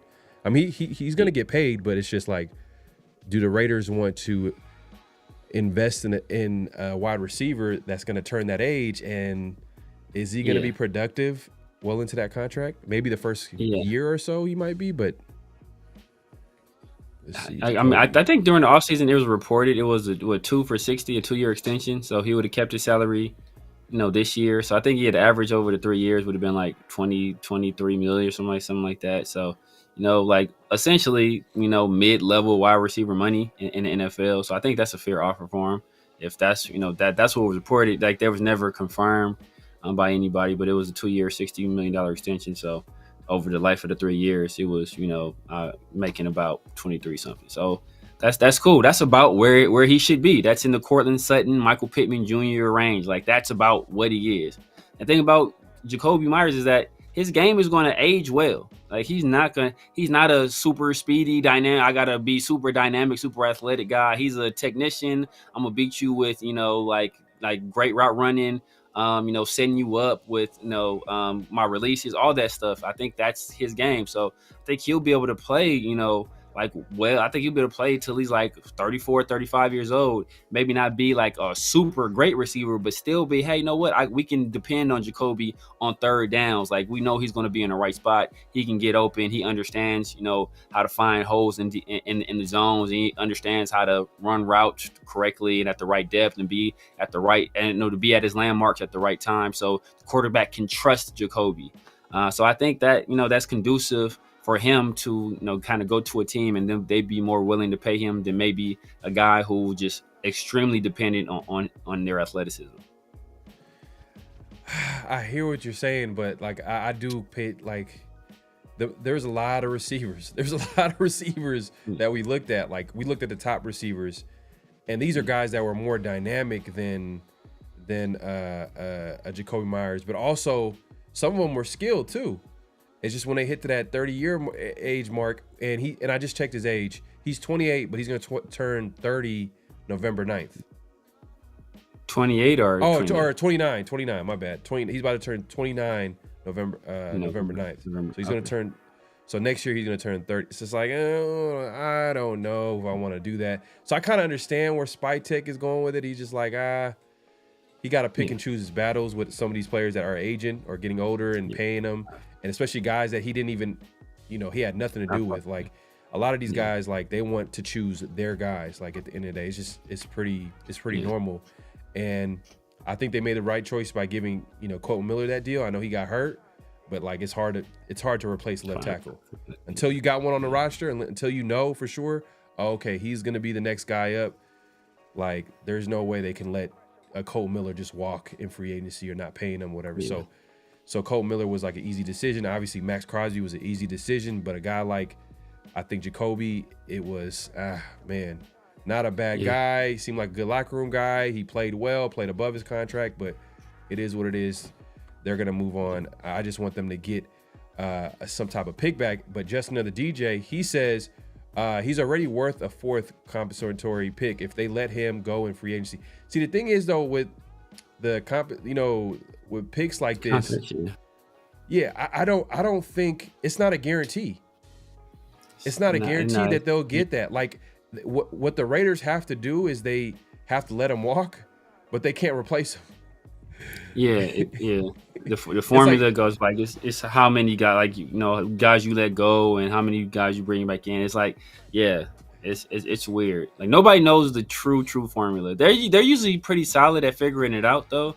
Like some people kind of figured it out, but man, it's like do you want to take that risk? Do you want to take that risk and potentially end up with nothing? So the Raiders got to play it smart. Obviously, the Raiders have a lot of belief in Jack Besh, or Spytek has a lot of belief in Jack Besh, because if he didn't, he wouldn't have picked him in the second round. So if you see a player that's kind of a similar stylistic player to Jacoby, he's younger, cheaper, you drafted him fairly high, like you want to obviously at some point kind of give him some opportunities. Obviously the Raiders for the beginning of this year, they were kind of not giving him any opportunity at all. And more recently, he's kind of taking the lion's share of the snaps over Dante Thornton. So it didn't mean anything this last game. He was out there running. He was out there getting cardio. I don't even think he got a target. So we'll kind of see how that plays out going forward. But they have if they feel they have a ready-made replacement on the roster, then it kind of doesn't make a lot of sense for them financially to bring back a guy like Jacobi. Yeah, and yeah, that's that. And my main point with the compensatory pick is just at the end of the day, it's not a guarantee. So it kind of forces them not to be aggressive from free agency because they're trying to get that pick the following year. But if you could trade them and get that pick or more, or even a 5th round pick, it's a guarantee. It's a guarantee that you're going to get picks. And we know Spytek, he loves his picks. But if what you're saying is true about the money part of it, that kind of makes it a little bit interesting too. Like the dead cap hit and how much they want to take on, and it just really Because why is that?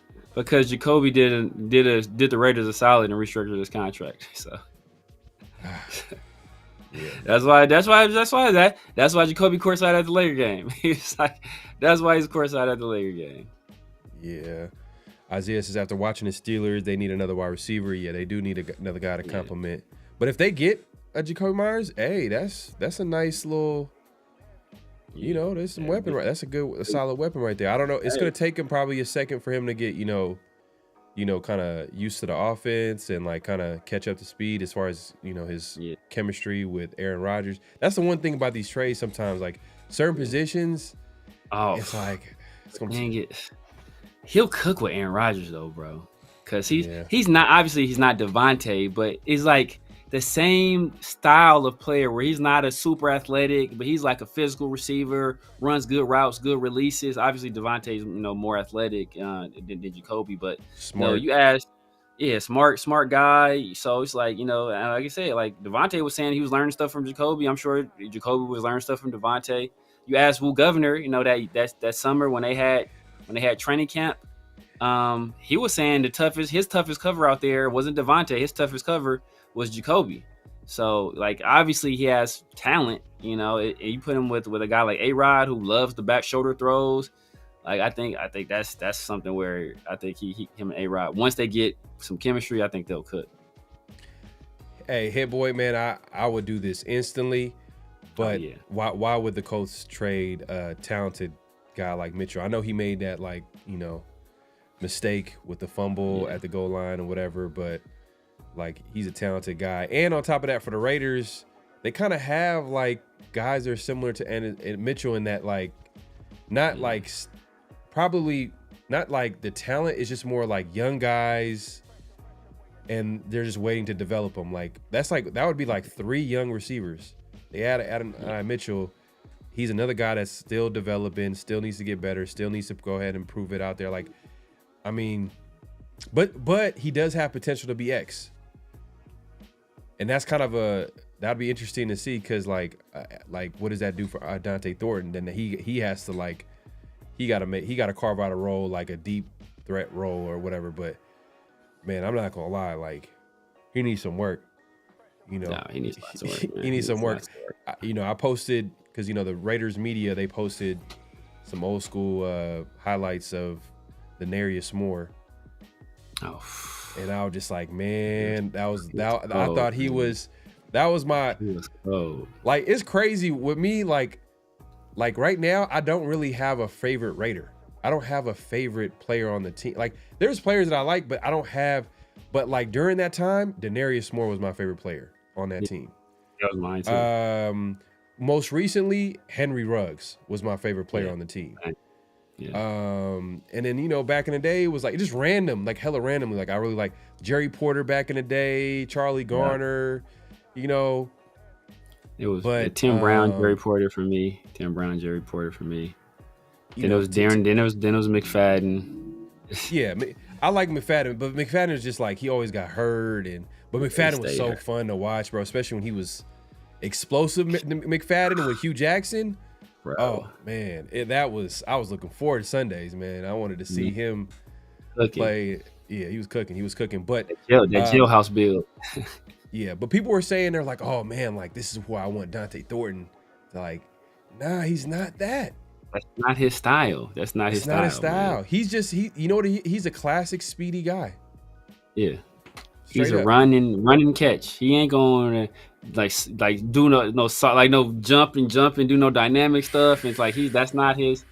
Just just throw it out there. I'm gonna run under it. Like it's Denarius Moore was dynamic, he's bro. He's James Jett. He's James Jett. That's Dante Thornton. James Jett.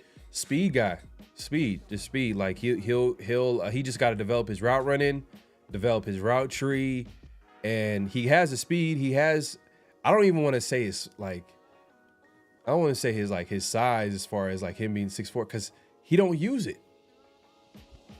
That's the problem that I see. I'm like, man, like let me ask you this: do you think that a receiver can develop their ability to like attack the ball in the air, like that skill set, or you think that is either you got it or you don't?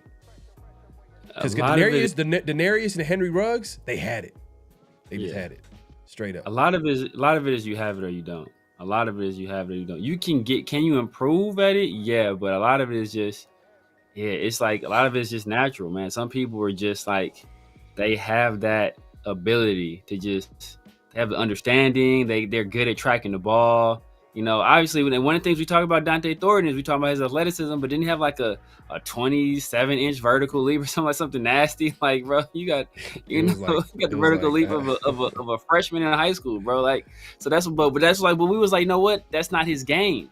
That's why we was like, you know what? We ain't worried about his vertical jump because that's not his game. He's a deep threat. He's a deep post guy. He's a 9 route guy. Like, that's maybe you would some crossers, you kind of get separation, let him catch and run. Like, that's his game. We wasn't expecting him to be a jump ball guy, but he's taller, so people, oh yeah, you can, he's Megatron. He's not that. That's not his game. So I wouldn't want to put that on him. Like, he's never going to be that. Can he improve on it? Yes. Like, he had a nice one in preseason right against Arizona, where it's like, it was really a back shoulder throw. It was better ball placement than it was him doing anything. Yeah, but he still made a nice adjustment on the ball. So, and it was one that I think we saw in week 1 of preseason where he didn't make the catch. He dropped it. And, so you saw okay, there's some progress here, but that progress is halted. When he's playing against actual NFL players now, it looks a little different. So we'll see what he does this summer. Obviously, he's gonna have to get stronger. We see what he does in the NFL program with NFL strength and conditioning coaches. How much faith you have in AJ Neibel and Deuce Gruden? That kind of I don't know, but we'll see. Yeah, no, we'll see how it shakes out. But I've always had, like, with him, it was just I know there was gonna be a developmental curve. It was just the fact that he started early on. I was kind of shocked. And then, like, the way he's playing, I'm like, damn, like, they kind of forced him out there, like, to take that role. So I don't know if it was him winning it outright, or because when you watch him play, it's like, did he won it outright? Like for real? Like, there was no one better than this? Like, he literally can't run any route other than this and that. And, like, other than, like, a drag route or a deep post. Like, he can't even do a curl route, a comeback route. He can't do them, like, routes where you got to make a move. Like, like, you got to do a couple of moves. You got to set him up. Like, he can't do that. I mean, I think he had a nice little double move a couple times this season, but like, see, this is, know what it is too. And I have to look into Dante Thornton. I don't know if he ever did. But guys that play basketball, like, they're usually good jump ball guys.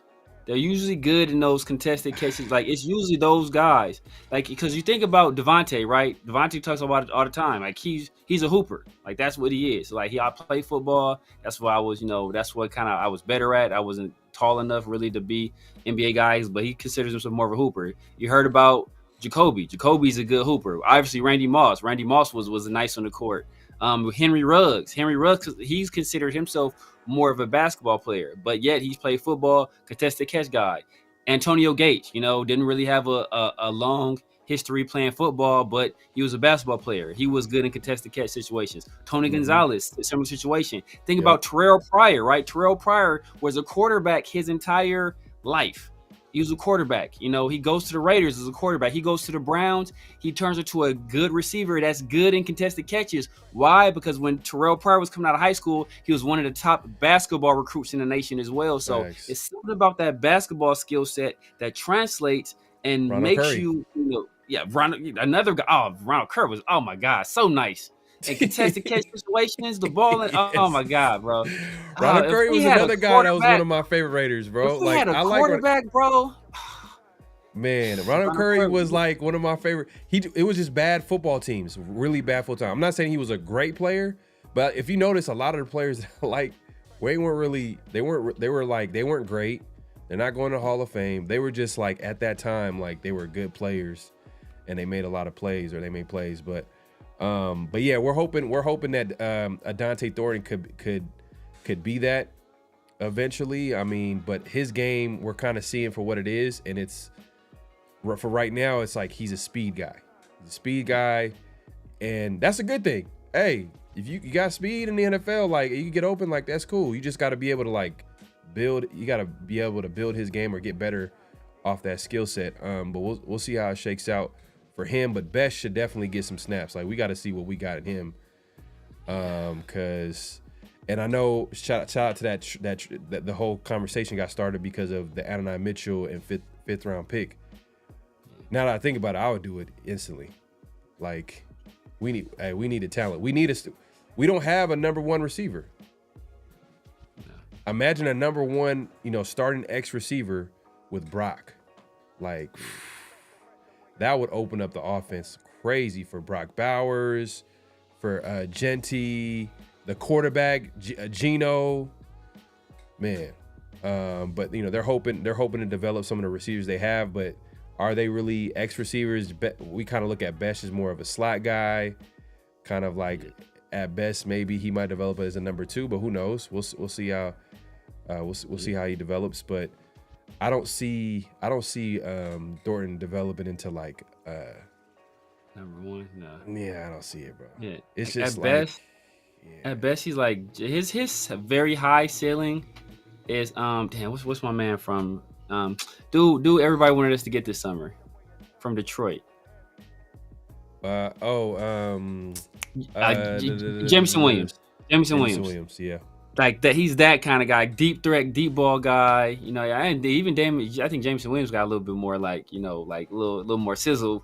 But I think that's like Thornton's like ceiling. But it works because Amon-Ra St. Brown, even though he can play outside too, but he works mainly in the slot, and he's a monster. And so you can be a number one receiver playing in the slot, but you got to be like nice.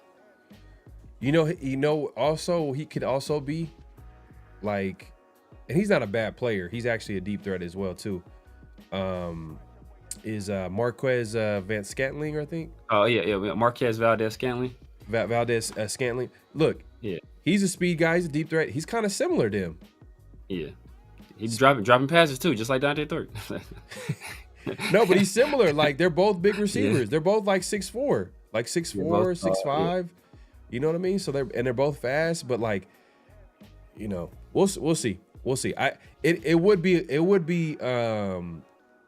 big if he developed that part of his game where he can use his height, like use your height a little bit. Like that's an advantage. But if you don't got it, like I don't know, man. I don't know if you could develop that. That's why I asked that question. I'm like, can you develop that? Usually guys who have that, it's like they have it right off the bat. Yeah. Like they just have that. Yeah. If you ain't got it by the time you got to the NFL, bro, you ain't gonna get it. You probably ain't gonna get it. Man. Yeah, it is what it is. Justin DJ says Ravens and Niners are geniuses when it comes to comp game. They always find a way to get high comp picks. Yeah. Know what it was? I was watching something. This was a while ago because like nobody really knows. I think it's still nobody knows for sure with the formula that it's used. But I heard one of the things is that like if you signed via free agency, if you don't sign players that like walked, who contract expired, if you sign players that were released, it counts different. So it doesn't like hurt you as much if you bring in those kind of guys. So if you sign guys that were released by other teams, it's not the same as signing like just outright free agents.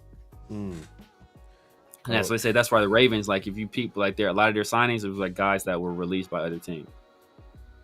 That's interesting. I mean, see, that's stuff like, and they kind of keep it a secret, low key, like the formula. They keep it a like secret. Yeah, they keep it a secret because the Ravens signed Jair, right? And Jair got cut, didn't he? Jair, he got cut by the Packers, right? By the Packers, yep. Yeah, so like that, like that's what you like. If you sign guys that even if they're like big names, like if you sign they were cut and not instead of walking, it factors in differently into the equation. It doesn't like hurt your potential to get those higher comp picks as much.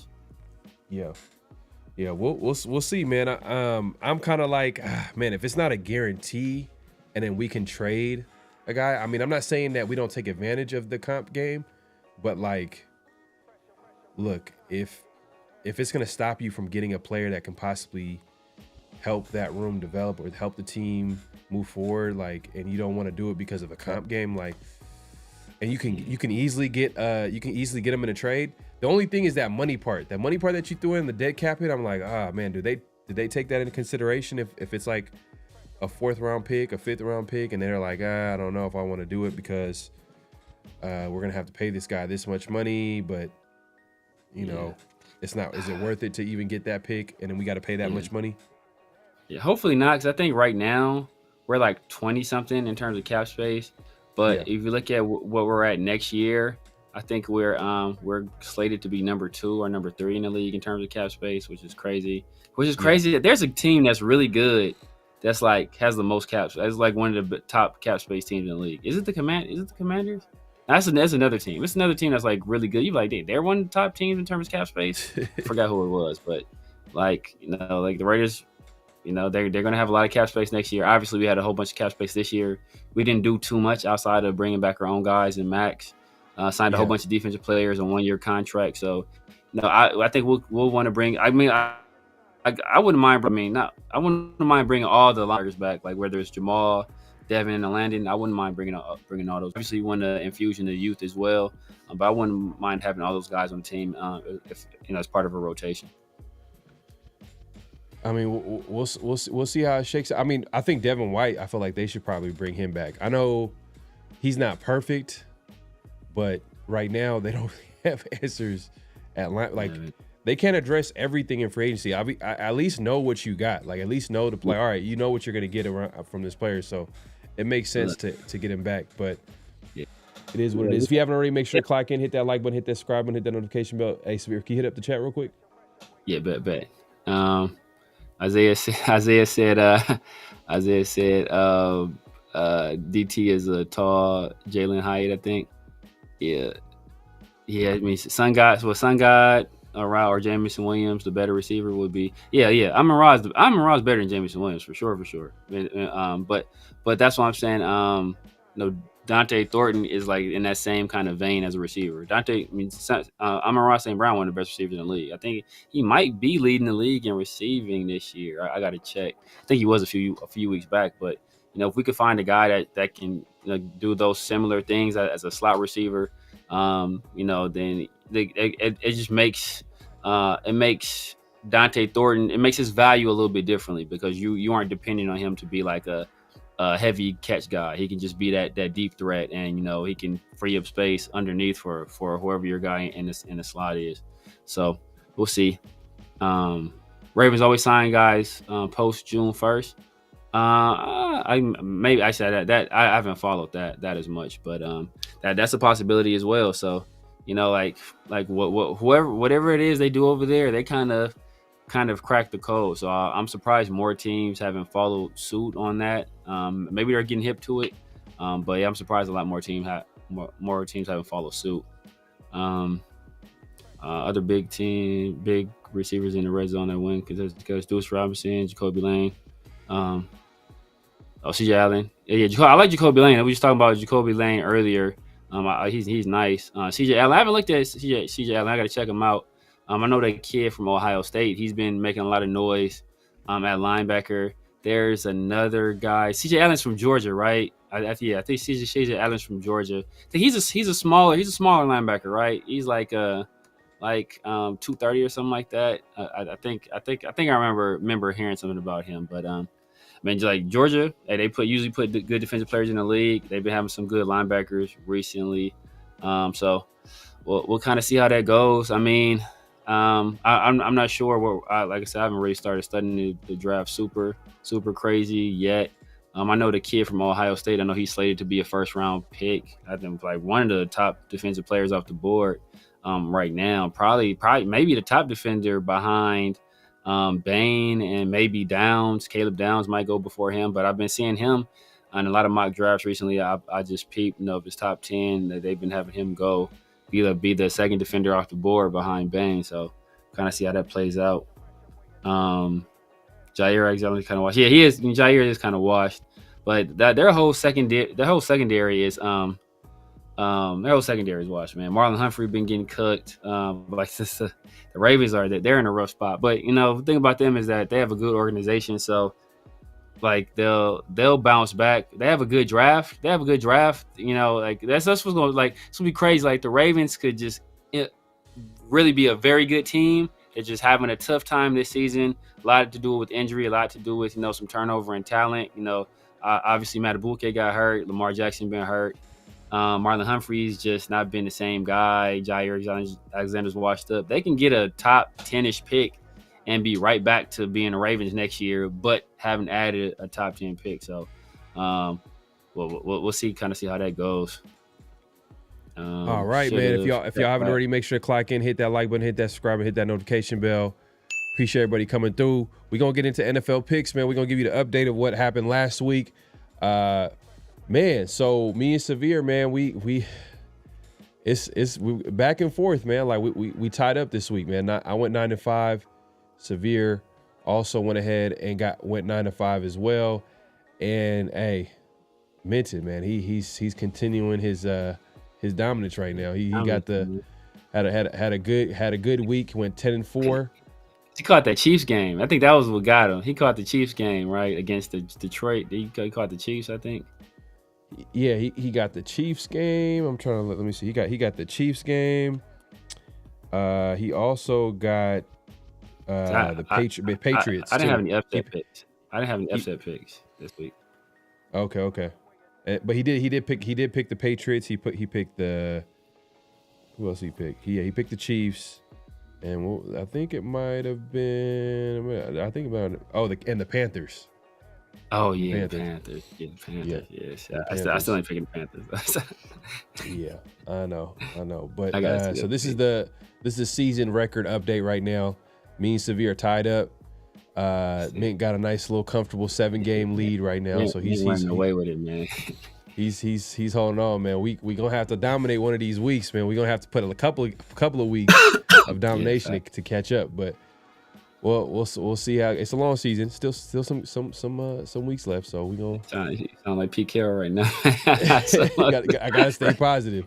I gotta stay positive. I'm already looking at the draft, brother. Let me what's NFL draft for next year's schedule? That's funny, but yeah, we gonna actually move on to this week NFL picks. Here we go. I don't know if you can see it on the screen. Yeah. So the first week, man, is Rams and Jaguars. Who you got, Severe? Rams and Jaguars. Oh. It's in Wembley too. Jaguars is one of those weird. It's like they're playing well, but then it's like,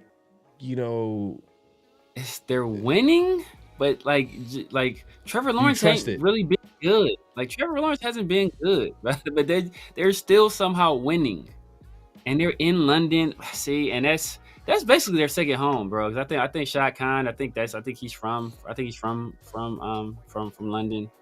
But so they played multiple games. I think they've already played multiple games there this year. Like they play there every year for sure. So they're gonna be used to it. I'm not gonna do it. I'm gonna go with Jags, man. I'm gonna go with the Jags.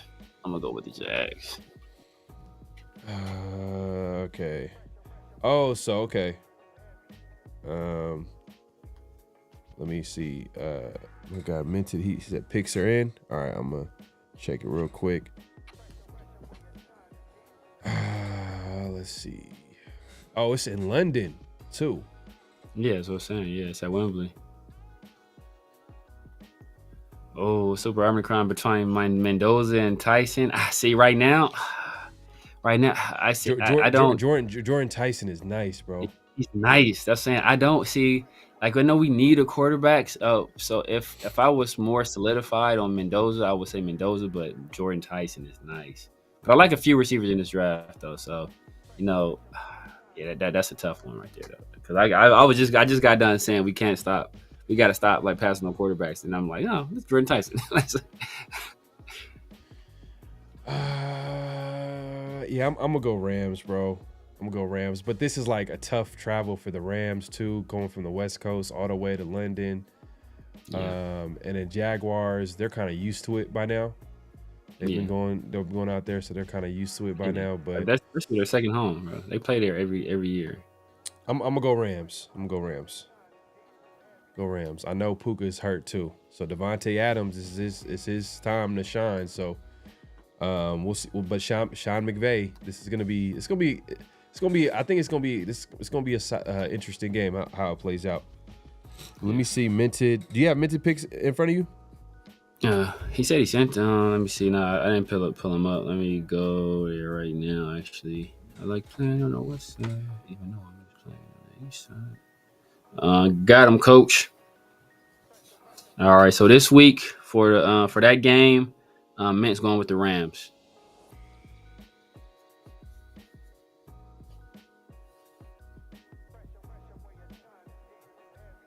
You're on mute. I said I can see the Jaguars winning this too. It's a nice little upset win for you, or an upset pick for you. Yeah, so we got next game up. People in the chat is like Jaguars always win overseas. Okay, Isaiah. All right. We'll see. Yeah, it's that pass rush. I see what you talking about, DJ. That pass rush is crazy for the Rams. Yeah. I think Byron Young, is he leading the league in sacks? He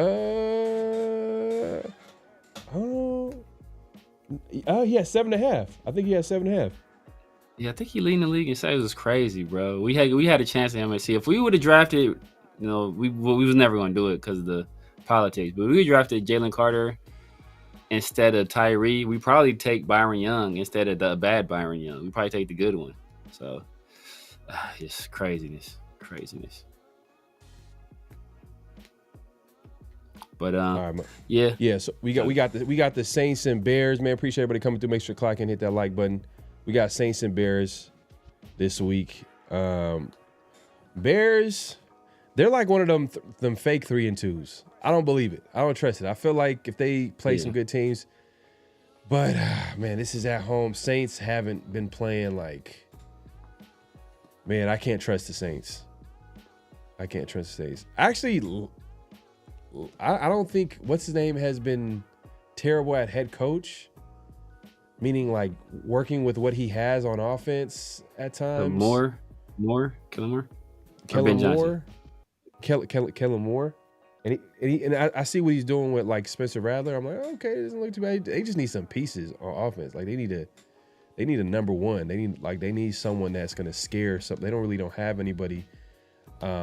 They got Kamara, but that's about it. Everybody else is like kind of gadget, like role players on offense, stuff like that. But I'm gonna go Bears. I can't pick the Saints, man. I picked them last week and they failed me. What you got, Sabir? Know what, man? Yeah, I don't. I think like the Bears are frauds. They should be 1-5 too. We should have beat them. They should have lost last week. The Commanders. I mean, Jaden's my dog, but he had some. Yeah, I think he threw the bad interception. I think he had the fumbled handoff. Like they were in control of that game. Like they should have. They just like us. We should have won that game, and then we just didn't. So yeah, man, they're fugazi. I think Spencer Rattler gonna want some get back against Caleb Williams, the dude that took his job and took his glory at OU. I think the Saints. I think they've been playing well enough where I think they get Alvin Kamara. They get Alvin Kamara going. We see what Ashton Genty was able to do against that Bears defense. I think Alvin Kamara is a better kind of Ashton Genty. Especially as a pass catcher, and Ashton Genty was able to get 2 receiving touchdowns that game, plus the long touchdown he had. If they do end up keeping Olave and Shaheed, I think one of those guys can end up having a pretty nice game. And Washington almost beat them without Terry McLaurin,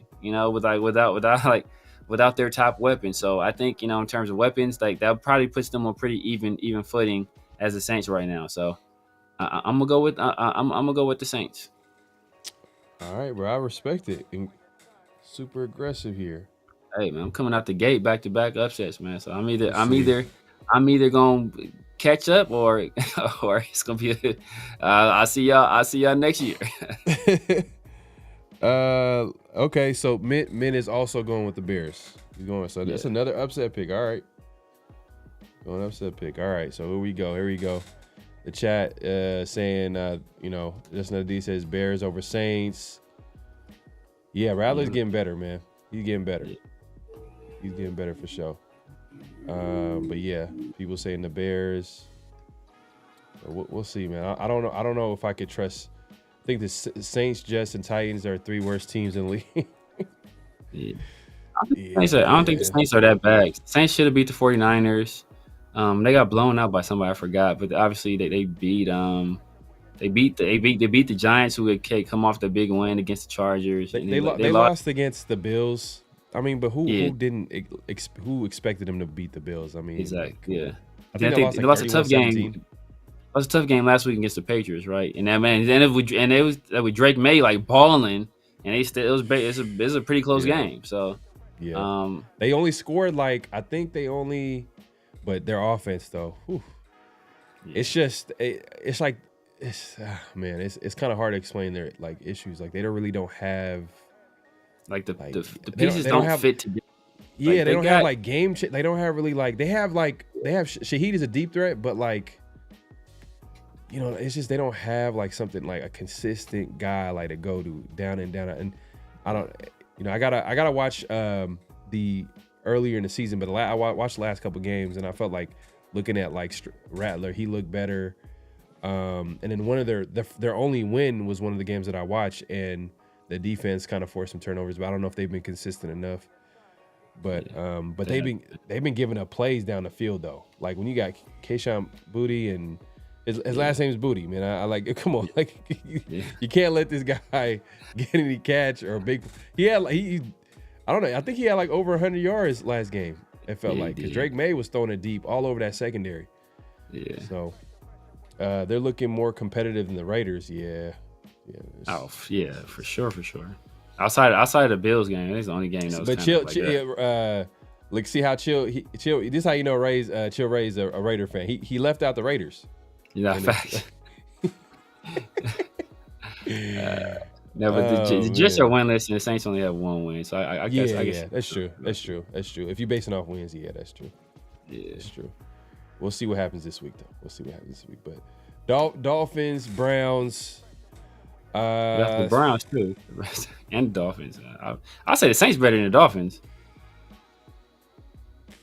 Damn, this like the Dolphins, their issues are like, man, like it's like typical like season going down the drain. Like the quarterback is saying things that are probably losing the locker room, and like you hear stuff like no one respects the coach.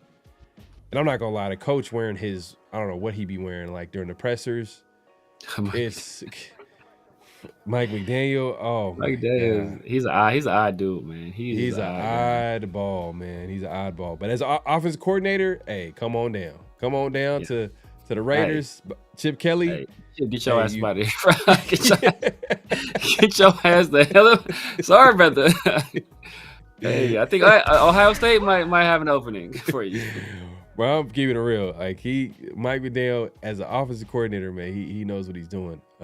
It's just, is he a guy that you want leading your team? Like, at first it looked, okay, it could work, but right now it's not working. So, and to be fair though, like, do you feel like their issues start all the way from head coach, or do you feel like their issues start with the quarterback? Because it sounds like quarterback is like he's not a leader.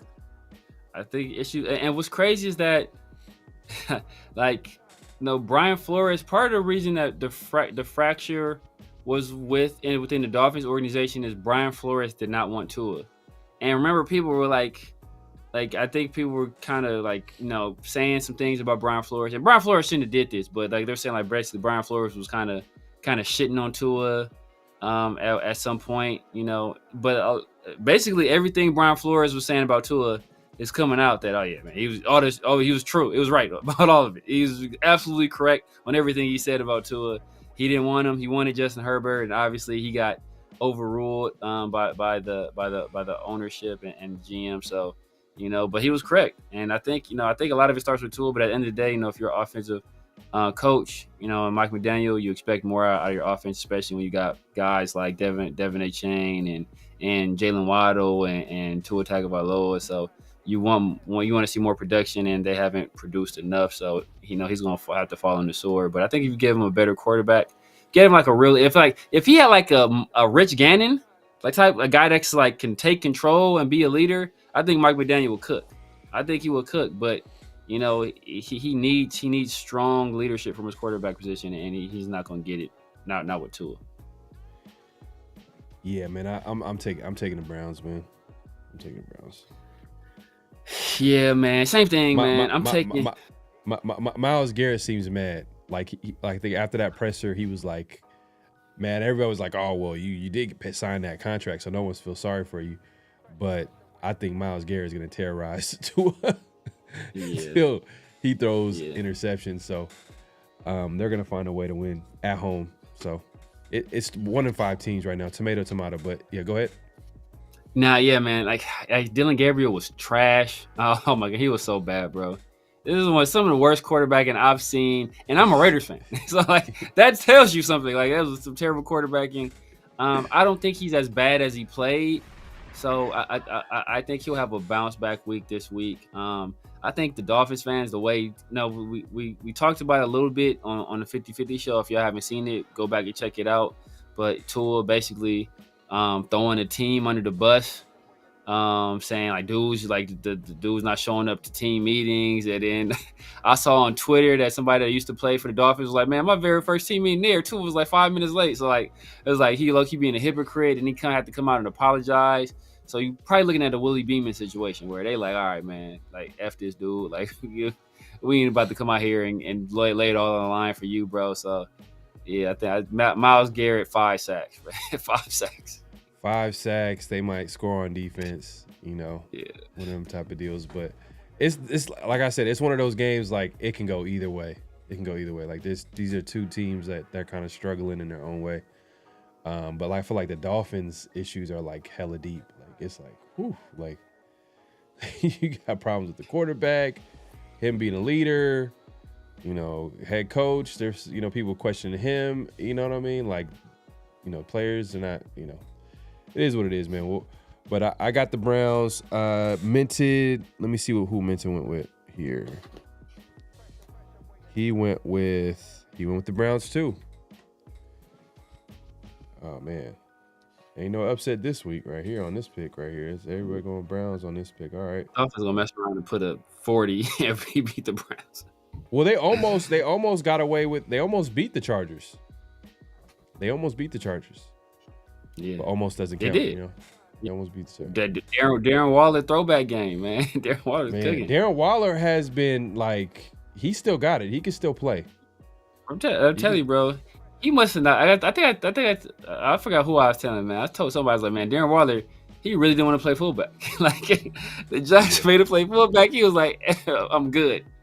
No, he said it though. He said like you're not using me the right way. Like they're not using him the right way. So, hey, that's fair though. Like he's not that type of player. He's a player that you got to take advantage of his like physical ability to go one-on-one with these linebackers and safeties and. You know what I mean? Even these corners too, these nickel corners, like he could take advantage of those matchups. Next game is the one and only Raiders Chiefs AFC West showdown.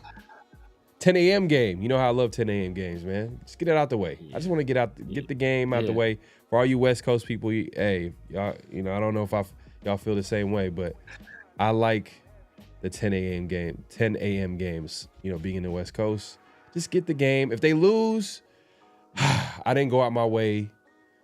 It's morning game. Hey, but if it's one of them Sunday night games, you gotta wait till later. It's just like, man, like I'm not trying to schedule my day around this to watch this team lose. But either way, Chiefs. I mean, the Raiders are on the road facing the Chiefs. We talked about how where the Raiders gotta basically take advantage of a possible weakness in the Raiders. The Chiefs defense, they're not one of the worst teams. It wasn't like a matchup like last week, which statistically last week was a way better matchup for the Raiders, but they didn't take advantage of it. So do they take advantage of this week when technically they're top 20 in rush defense, but they're 26 in yards per carry at 4.7, the Chiefs defense. So, and I'm saying this because Genty needs to get going. Genty needs to be the reason they win. Yeah. Geno, he just can't. My thing for Geno, just don't turn the ball over. He can't turn the ball over. And hopefully the Raiders have a chance. I'm going to pick an upset. This is going to be my upset pick. I already know y'all about to pick the Chiefs. So I'm going to say the Raiders are going to win this 20-17. What you got, Sabir? Yeah, nah, can't do it. Can't do it. I want to do it, especially the Chiefs got some of the drama going on. Obviously, Josh Simmons, who was one of my top left tackle, had he not, been hurt in this past draft, he's disappeared. He left the team. People were saying they don't know where he's at. I think the Chiefs. I think they dedicated the win to him. I want to say, or something like that, or they say this. They said this win is for Josh or whatever. So I think they have some inkling of what's going on behind the scenes. So it's a lot of mysterious things going on with that situation. Kind of reminds me of the Michael Mayer situation last year with us, where he just kind of dipped. So could that serve as a distraction? I mean, they've won games after the coach's son committed deleted some people with his car. So is this going to be too much of a distraction for them to overcome? I don't know. They also get Rashee Rice back this game. That's another weapon. He's been really good against us in the past. So as much as I want to say the Raiders, I'm gonna go 24-20 Chiefs.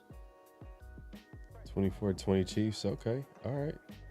I kind of seen it coming. Geno has to play a clean game, which will be hard if he don't run the ball a lot. Yeah.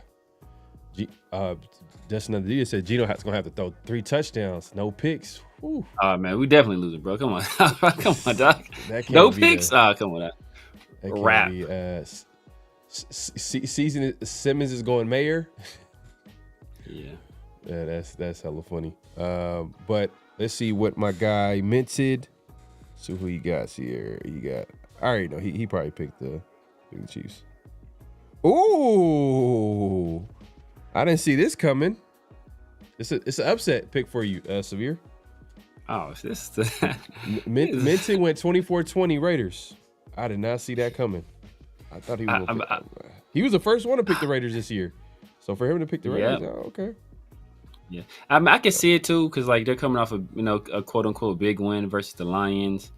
It's a lot of controversy in the NFL with the penalty. So you think that maybe since there's been so much attention brought to the NFL not calling penalties on the Chiefs, they might overcorrect this game, and maybe that's the situation. And the only time the Raiders beat the Chiefs is in Arrowhead. We can't beat them at Allegiant. We can only beat them at Arrowhead. So, Look, man, he dancing around. He picked the Chiefs. He picked the Chiefs. Oh man, and if the Raiders win, don't let them forget about it. Come on, y'all chat, y'all seen it, man. Just don't let Severe. I don't blame him though. I don't blame him for picking the Chiefs. I mean, the Raiders haven't really done anything to deserve. Are we being homers or are we being real? Hey, you know what? I feel like after last week's win, I kind of seen the temperature. I'm like, hey, I feel like everybody's kind of expecting the worst with this team, and this whole week, everybody's like, I'm sure picking the Chiefs are gonna come in. They're the underdog. They're the underdog, and I'm not looking at the Chiefs as a team that's unbeatable. They're not that team. They used to be that team. There used to be that team where I'm like, yeah, it's over. But they're still this. They haven't been defensively. They haven't been getting after the quarterback as much. We looked at the statistics. Like their percentages of getting pressure are lower than the Raiders. Just Raider Base says I'm a homer. All right, man. You keep it real. Put the Raider goggles on, man. Put the Raider goggles on, Severe. Look, the Chiefs, you know, they're not a team that's unbeatable, but are the Raiders a team that's winnable? Like that's the question you have to ask yourself, bro. Because like we beat the Titans, and I wasn't impressed what I saw in that game. Like I wasn't impressed what I saw in the Titans game, bro. So it's like, you know, we made some plays, but we also, you know, we got a tip pass interception. We have a sack where Cam Ward really should have held on to the ball. He just didn't. That was 7 points right there. We scored 20 points. You know, 7 of those points came on basically off defense. So it's like, Well, we'll see what shakes out, man. Like, hey, you got a few upsets, bro. Like, you got some upsets. I ain't gonna lie, you can catch up this week. If I can catch up. I can dig myself in a tremendous hole. So yeah, that's true. That's true. V Bazila says Raiders 19, Chiefs 18. That's a crazy score right there. That's a defensive game right there. Yes, that's how the Raiders got to win. That's how they need is 1 point more, right? Eagles Vikings. Fear, who you got? Oh man, I'm gonna go with the Eagles. They were just embarrassed, you know. Like the Vikings, they throwing Carson Wentz back out there. Come on, I think the Eagles. I think, you know, the way Jalen Hurts played his last game, Saquon was kind of ineffective too. You got Jackson Dart and Cam Scatterbull was just dancing, like just swagging all in their face, like on national TV, like posing, like high fiving a ref, doing everything that if Shedeur Sanders do, they would never mind. I'm gonna leave that. But yeah, they were styling on them. So I think they definitely want some get back, and you know, unfortunately the Vikings are going to be the team that's in their way this week. So I think the Eagles get it done. Yeah, I think the Eagles bounce back too, because it was on a short week too as well, and they lost like the defense, their defensive tackle, like literally the day before, or Carter? They found out. Say it again. Carter? Yeah, Jalen Carter didn't play that game against the Giants, so that's a big time player for them in that defense. Even though they should have won either way, even without Carter, that's how talented they are. But yeah, I think the Eagles, this is a get right game for them, and I think they bounce back. But oh man, are the Vikings coming off a bye? Ooh, They probably are. Ooh, and it's at home too. Yeah, and Brian Flores too, man. Brian Flores, he's a hell of a defensive coordinator. You obviously know Kevin O'Connell. Yeah, Kevin O'Connell with 2 weeks to prepare. That's yeah. See, that's the stuff. Damn. Yeah. Like, I want to pick the Eagles here, but yeah.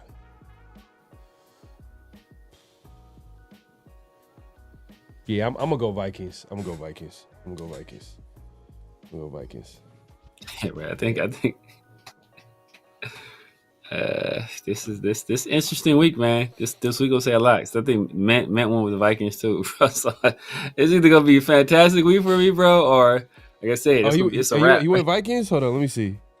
Yep, it's either a great week for me, bro, or it's a wrap. Oh damn! Wait, okay. You know, Vikings. Damn, you got a lot of upsets. Yeah. Yeah, the bye week, because Vikings, they got a good coaching staff. They're at home. They're coming off a bye week. And I'm not going to lie, when I was watching Jalen Hurts too, he got to take that next step as a quarterback, man. Like, yeah, he looked rough, bro. He's played big in the playoffs. I'm getting that. Like, the big games, you got to respect to him. But, like, man, there's no reason why, like, you know, you got, like, AJ Brown, Devontae Smith, and he missed. I think Devontae Smith like wide open in that game for a touchdown. Yeah, I want to say it would have been a touchdown too.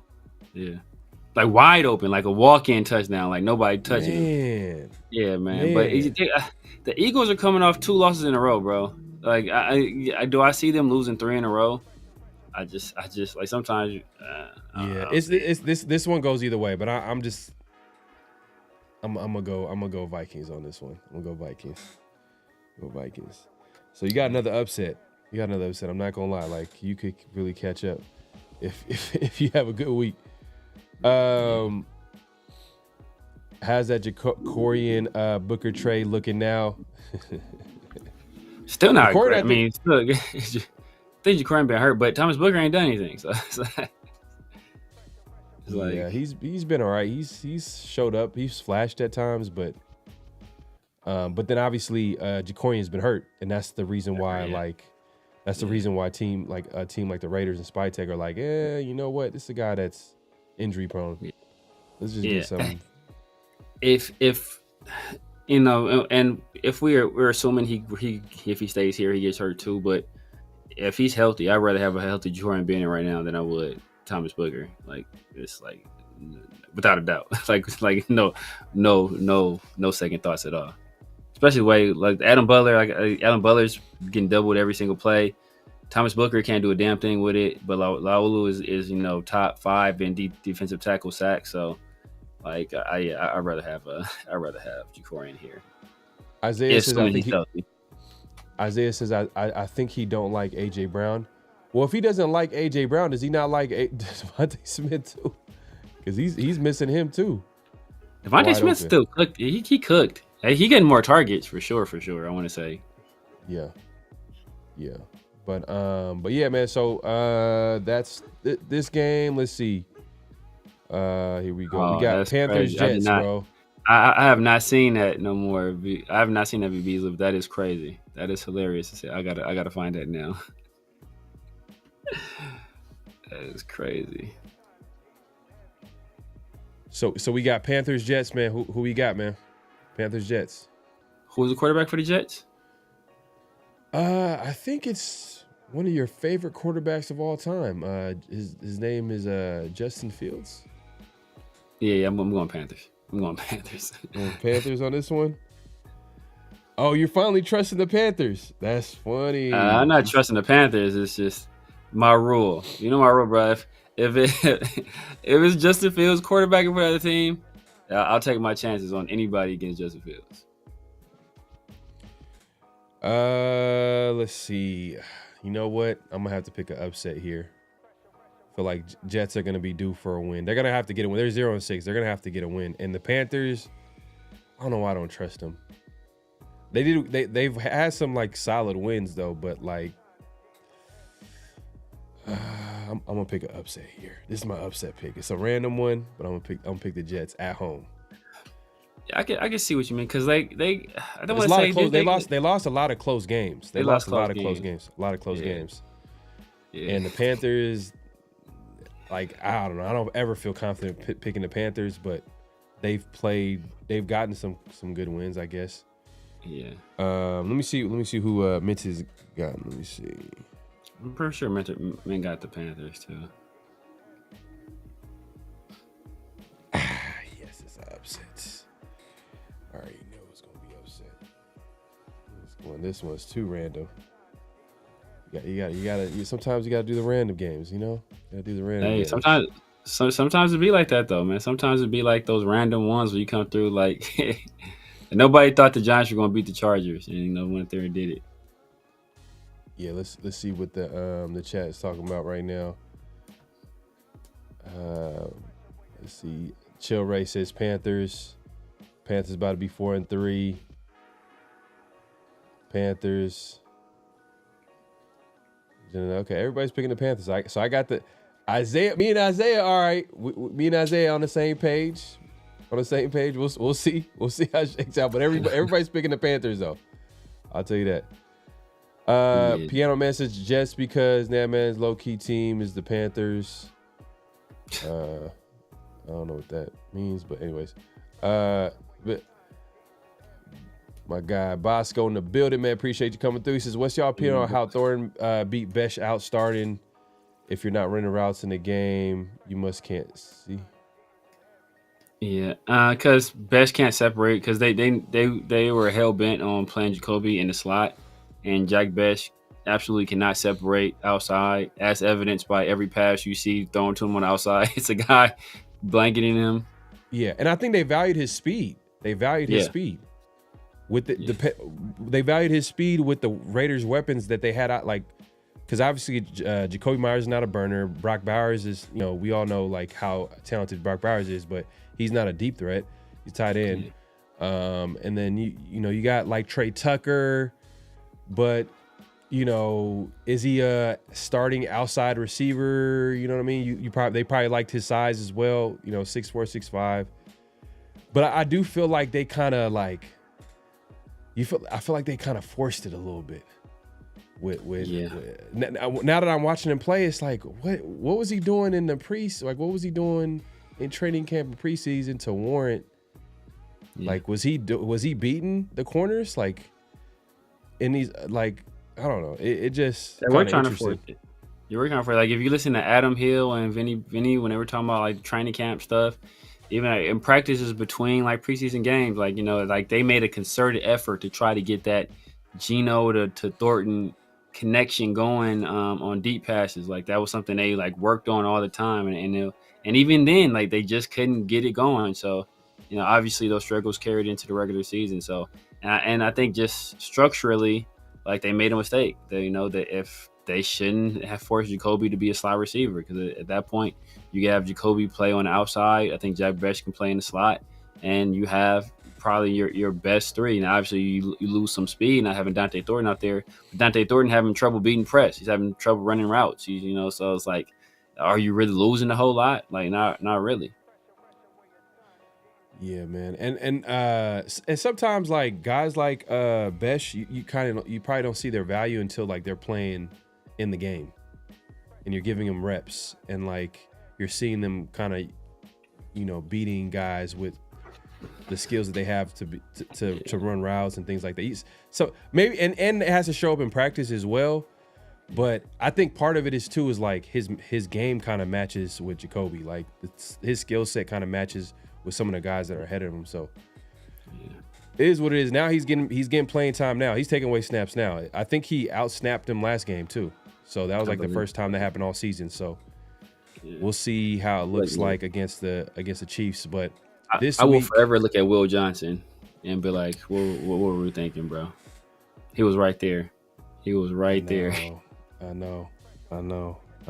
That's tough. That's a tough one right there. The Cardinals, man, it's a couple of Johnsons that they kind of stole. Paris Johnson Jr., Raiders end up drafting Tyree, but Cardinals traded up ahead of them to take Paris Johnson. That was a pick that they, everybody was saying that they're going to make at pick. Yeah. I think Peter King was in the draft room. He's like, they're going to make that pick.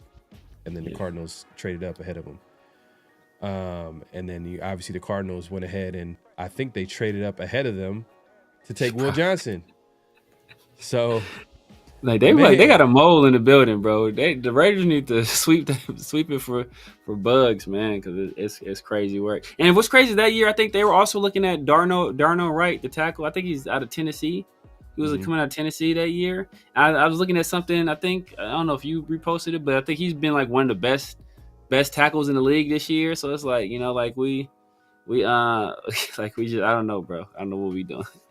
Past regimes, man. Hopefully Spike gets together. He's usually good at drafting linemen, so we'll see. Yeah. And we got to give it time, too. Like, we're, like, kind of judging Spytek based off some of the moves he made, but a lot of the moves that he made, he didn't make any, like, glaring mistakes in free agency.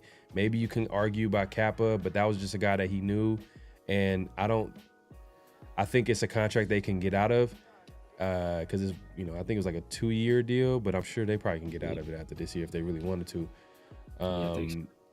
You know what I mean? And like there was nothing like crazy. He didn't give no bad contracts to guys like Colton Miller. Like we all know that Colton Miller at best like is a good solid player, and he got that type of deal. He didn't overpay for him.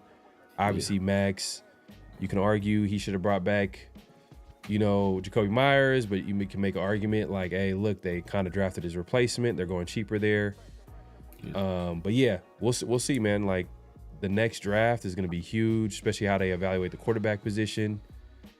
That's, man, I don't care if they don't take a guy early on, as far as in the first round, I don't want to, like, they can't disregard that position. Like, there's no way. I think at this point, they're probably going to take a guy in the first round. It's like a really good chance. I don't think they should trade up, though. I don't think they're in a position to do that. Yeah. They're not in a position to do that, bro. Not really. They're not even, like, a quarterback is not going to, like, make or break them as far as turn them into a contender. Like usually teams that trade up, I feel like are teams that, I mean, like, to draft a quarterback high, I feel like are teams that are, like, ready to make that jump, make that move, or they have the draft capital. That's why, like, you know, hey, I don't want to keep bringing up the Max Crosby trade, you know, but I'm just saying. It's teams that are a quarterback away, too. Like the Chiefs did it, you know, traded with the Buffalo Bills. Like, the Buffalo Bills got to be one of the dumbest teams in the league, bro. You know, trade with the enemy, but, you know, look, you know, Browns kind of did that with their own division. Yeah, with the Bengals, but, you know, it is what it is. And they did that move. Did they do that move? Oh, yeah, they did move before they played the Steelers. But either way, Patriots, Titans this week. I'm gonna make it easy. I'm picking the Patriots. Titans are not a good football team. Yeah, I'm just gonna leave it at that.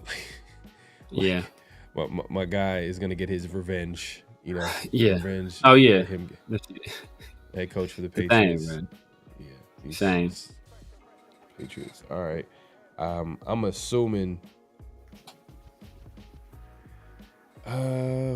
Isn't the head coach, the interim head coach, wasn't he a former Charger coach? Mike McCoy. Mike McCoy. Oh yeah, I think. Former head coach of the Chargers. Yes, he was like mid as hell too. I think he was the coach before. And who was the black coach they had? That was a running. I think he's a running back coach somewhere. All right, he picked the Patriots. Okay, cool. So yeah, Patriots all across the board. Yeah, like you said, verbal revenge game. They got interim head coach.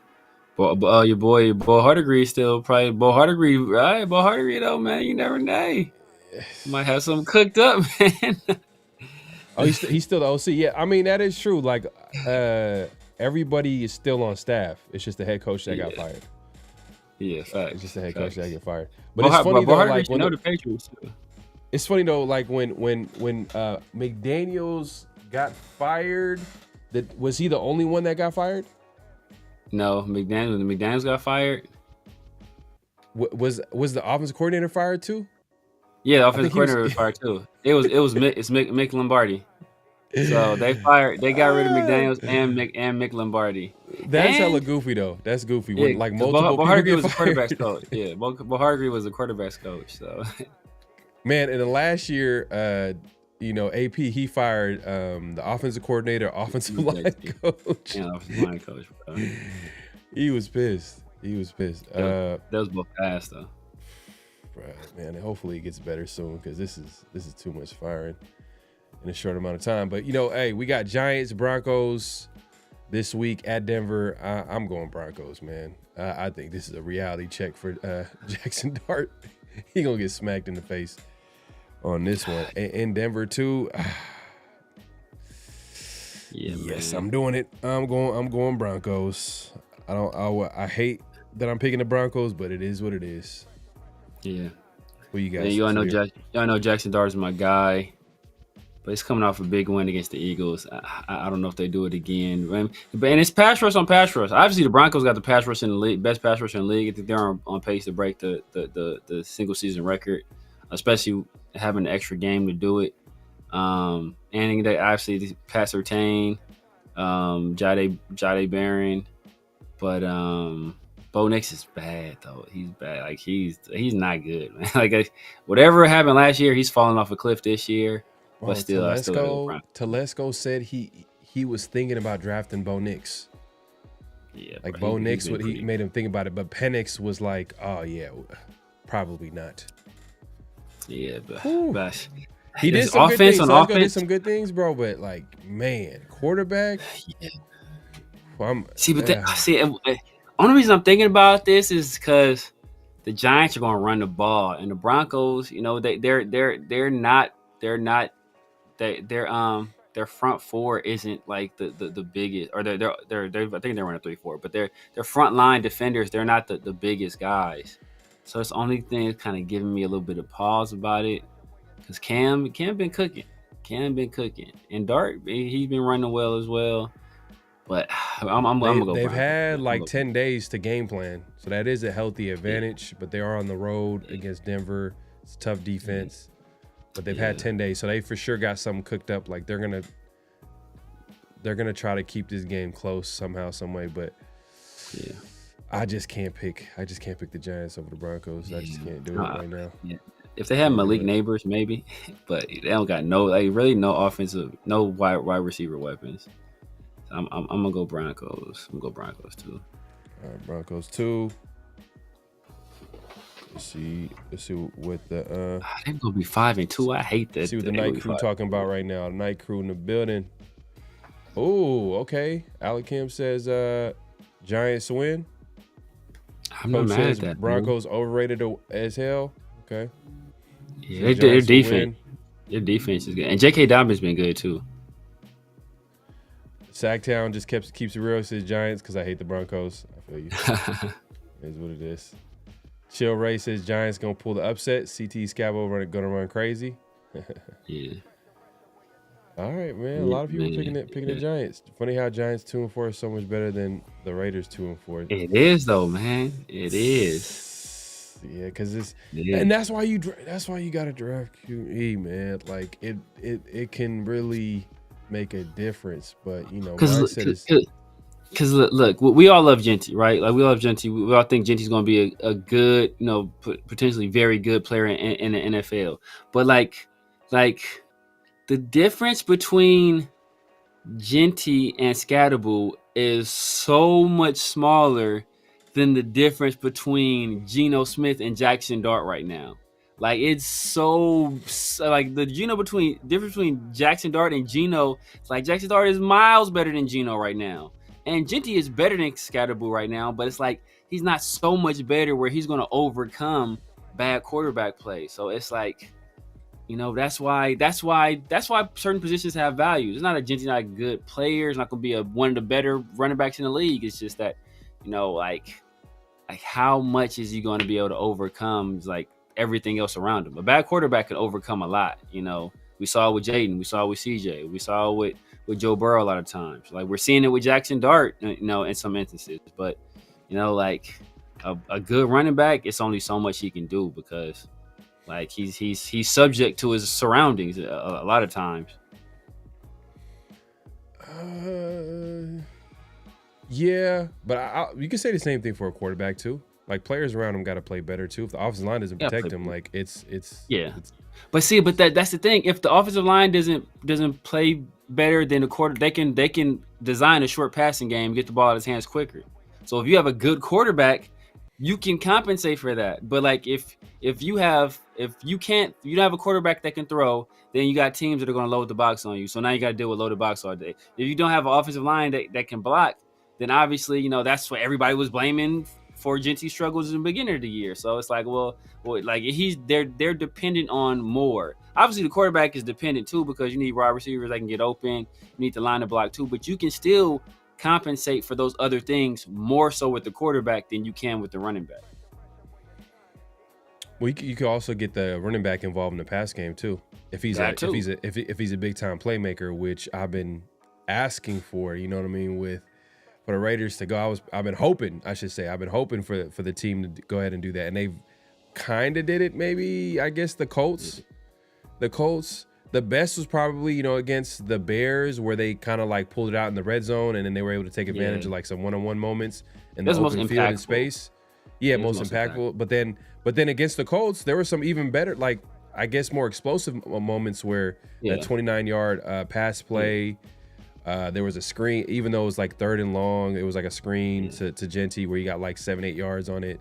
Yeah. I just want to see more of that. Maybe get him like in situations where he's matched up with guys and like he could take advantage of a linebacker. You know what I mean? But yeah, I don't know if this is the week to do it. I don't know if this is the week to do it if it gets to go against the pass. I think the linebackers are probably. I think they might be good in coverage. I feel like they might be good in coverage.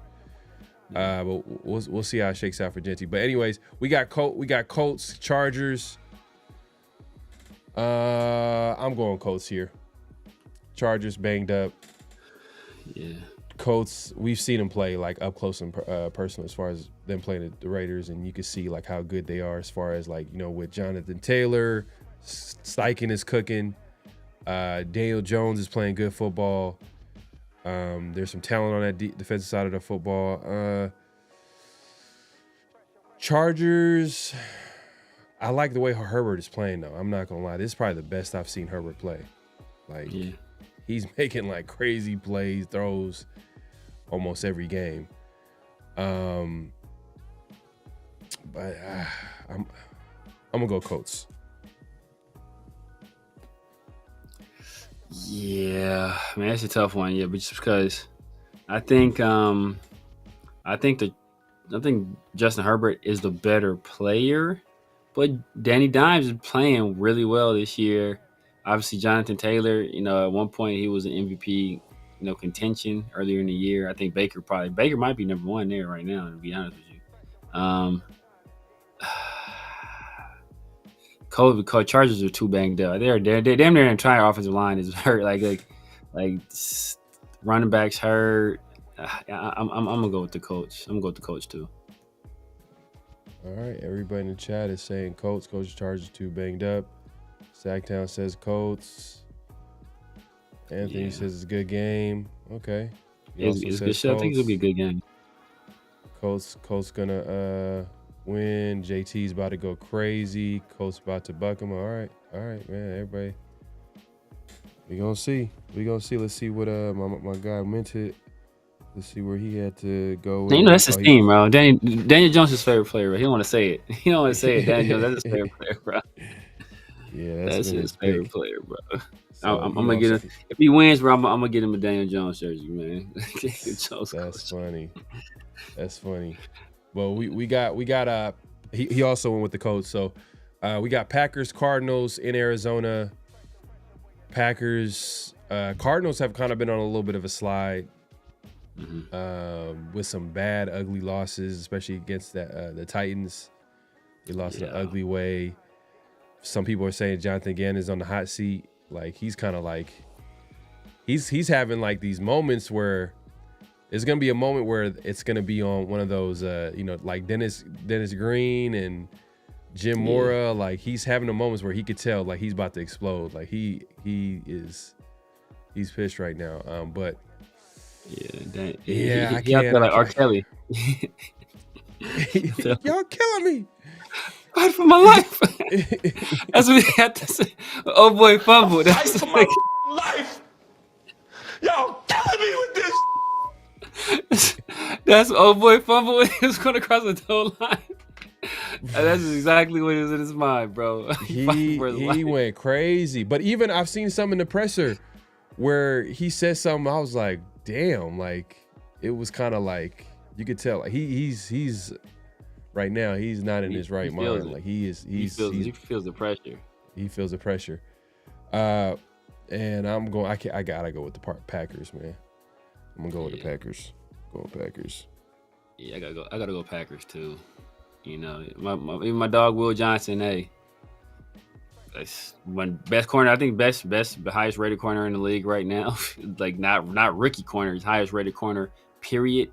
So, you know, he's going to lock down his side of the field, but they got Josh Jacobs, you know, not like they're super dependent on their receivers anyway. You know, I think their top receiver is Romeo Dobbs. I'm like, he's not, you know, world beater. So they're getting it done other ways. Packers. Bad football teams find a way to lose, man. Cardinals right now, they're finding ways to lose. Yeah. Like, it is what it is. They intercepting footballs and fumbling, and the fumble goes into the end zone. It's just like, oh, man, it's ugly. But let me check on Minted. I'm sure he probably going to go, upset here. Then you're going to go Packers. No, man, I mentioned it. He ain't that crazy, man. He ain't that crazy. He ain't that crazy.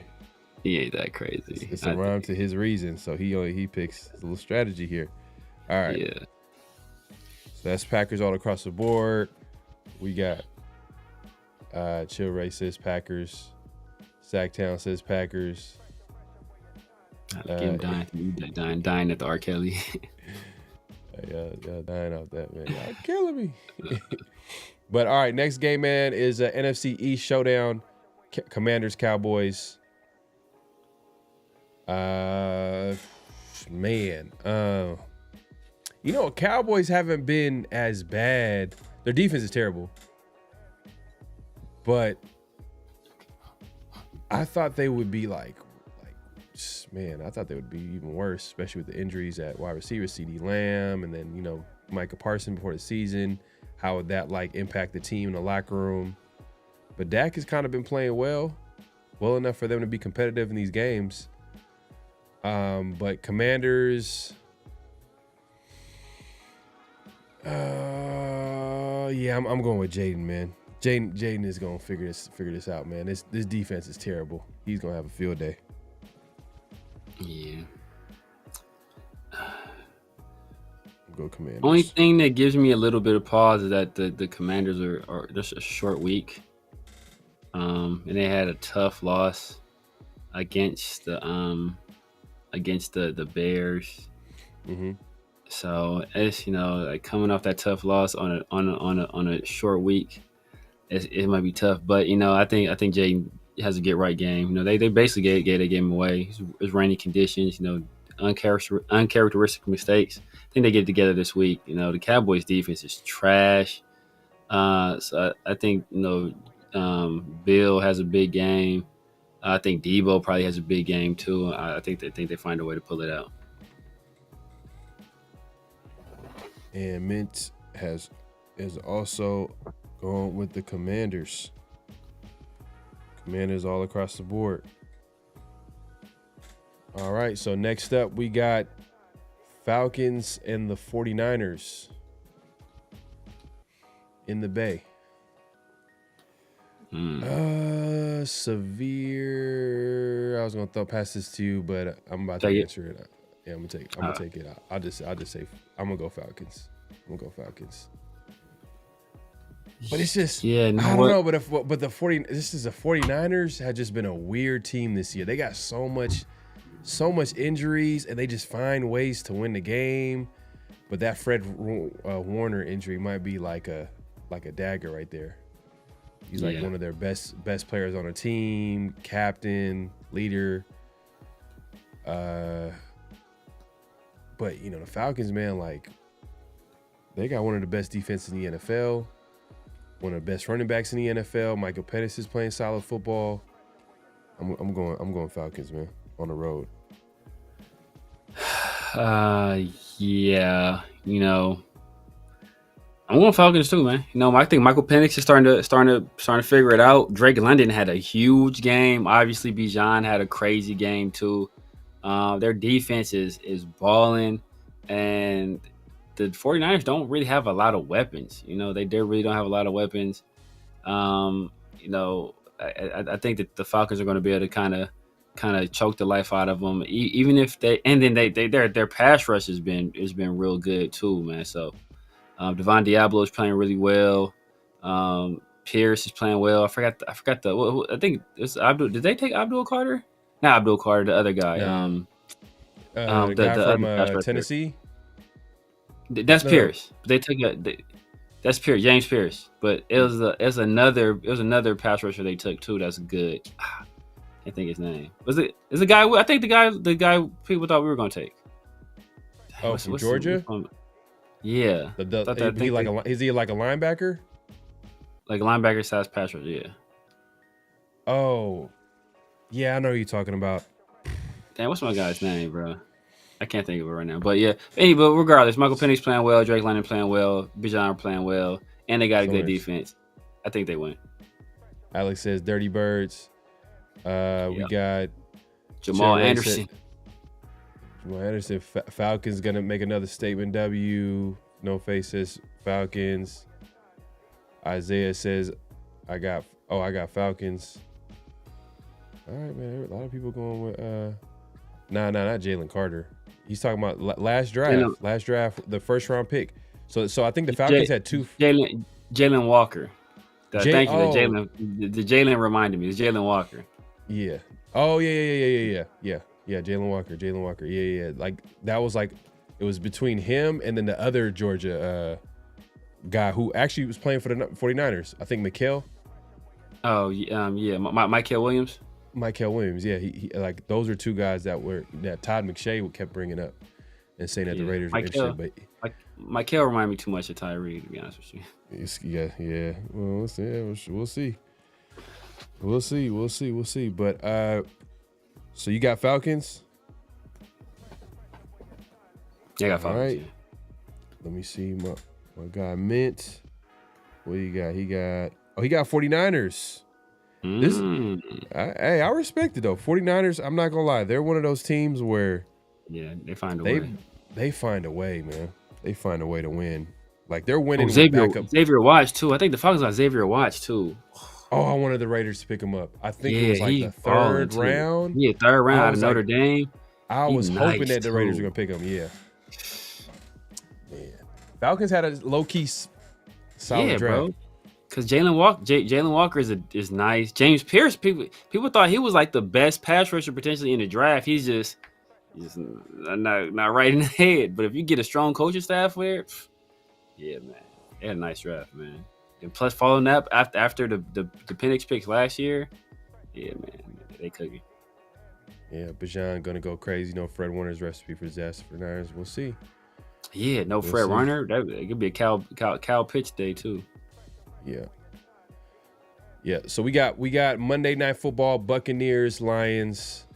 This is actually a good game. That's a good matchup, man. It's a good matchup, man. Yeesh.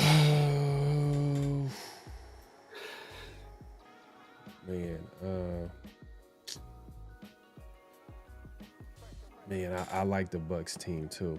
I really like them. Baker's playing great football, but they got some injuries at wide receiver. This is in Detroit. Lions do got some injuries too in the secondary. I think they lost Terry Arnold. That's like their starting corner or whatever. But that's addition by subtraction, bro. He's trash. Addition by subtraction. All right. Well, is Amik healthy? Is he back healthy for the Lions? I don't know. I know he got hurt last year. It was like a tough injury. He was out for the season. It's crazy, because their secondary is banged up. Because the dude I liked, I think he's on IR too for the year. What's the cornerback? Ennis Rakestraw. Yeah, I think he hurt for the year too. So they've been banged up, but essentially a corner for the entire year. It's technically not a bad matchup for them because Buccaneers are banged up at wide receiver. Don't even need that one though. Man, bro, when they're healthy, like from top to bottom, they might have the best wide receiver. Like they're getting production like from everybody. Yeah, they got the best, bro. And because look, you think about that, they got when healthy, they got Mike Evans, who we know is a dog. Emeka's healthy though. Yes, that's what I'm talking about. That's it. They only need that one because he killing everybody. But they got Mike Williams. They got my guy out of Penn State, whose name I can't remember right now. They got Emeka Egbuka, and they got Jalen McMillan out of Washington, who's also a good receiver too. So they got weapons at the wide receiver position. Oh man, this one's tough. I'm not gonna lie. This is like tomato, but yeah, I'm gonna go Lions, man. I'm just gonna take the home team. Dang. I'm gonna take the home. It's hard, bro, but it's like Bucks are like a good team. Like they're like on a roll right now, but man, it's gonna catch up to them. Like they're playing it when you play good teams. Like sometimes like them injuries are gonna catch up. Yeah.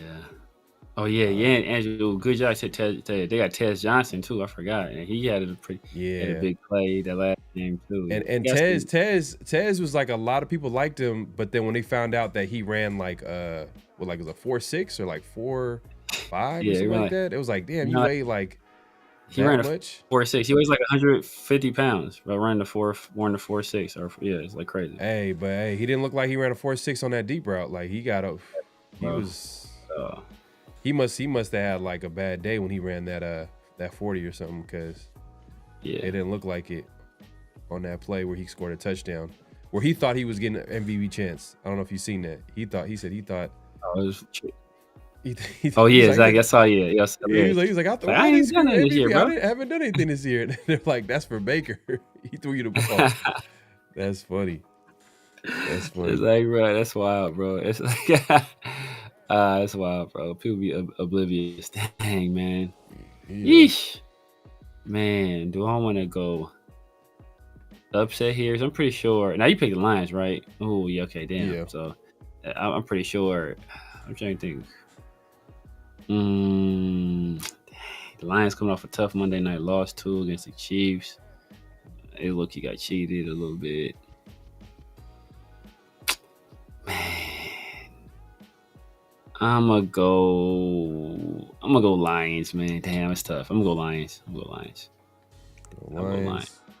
Yeah, 'cause I think the Buccaneers are beatable. I think the Texans should have beat them early in the year. I think it's another game they should have lost too.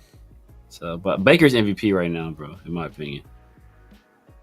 Bro, he's playing big, man. He's playing big in big moments. He's finding ways to carry the team. That, like, you can't be like, oh, well, he has this guy and this guy, but like Godwin has been he hasn't been healthy. Evans got hurt. Like Okafor. I was gonna say Emeka. Okafor. Like, what you think about hoops?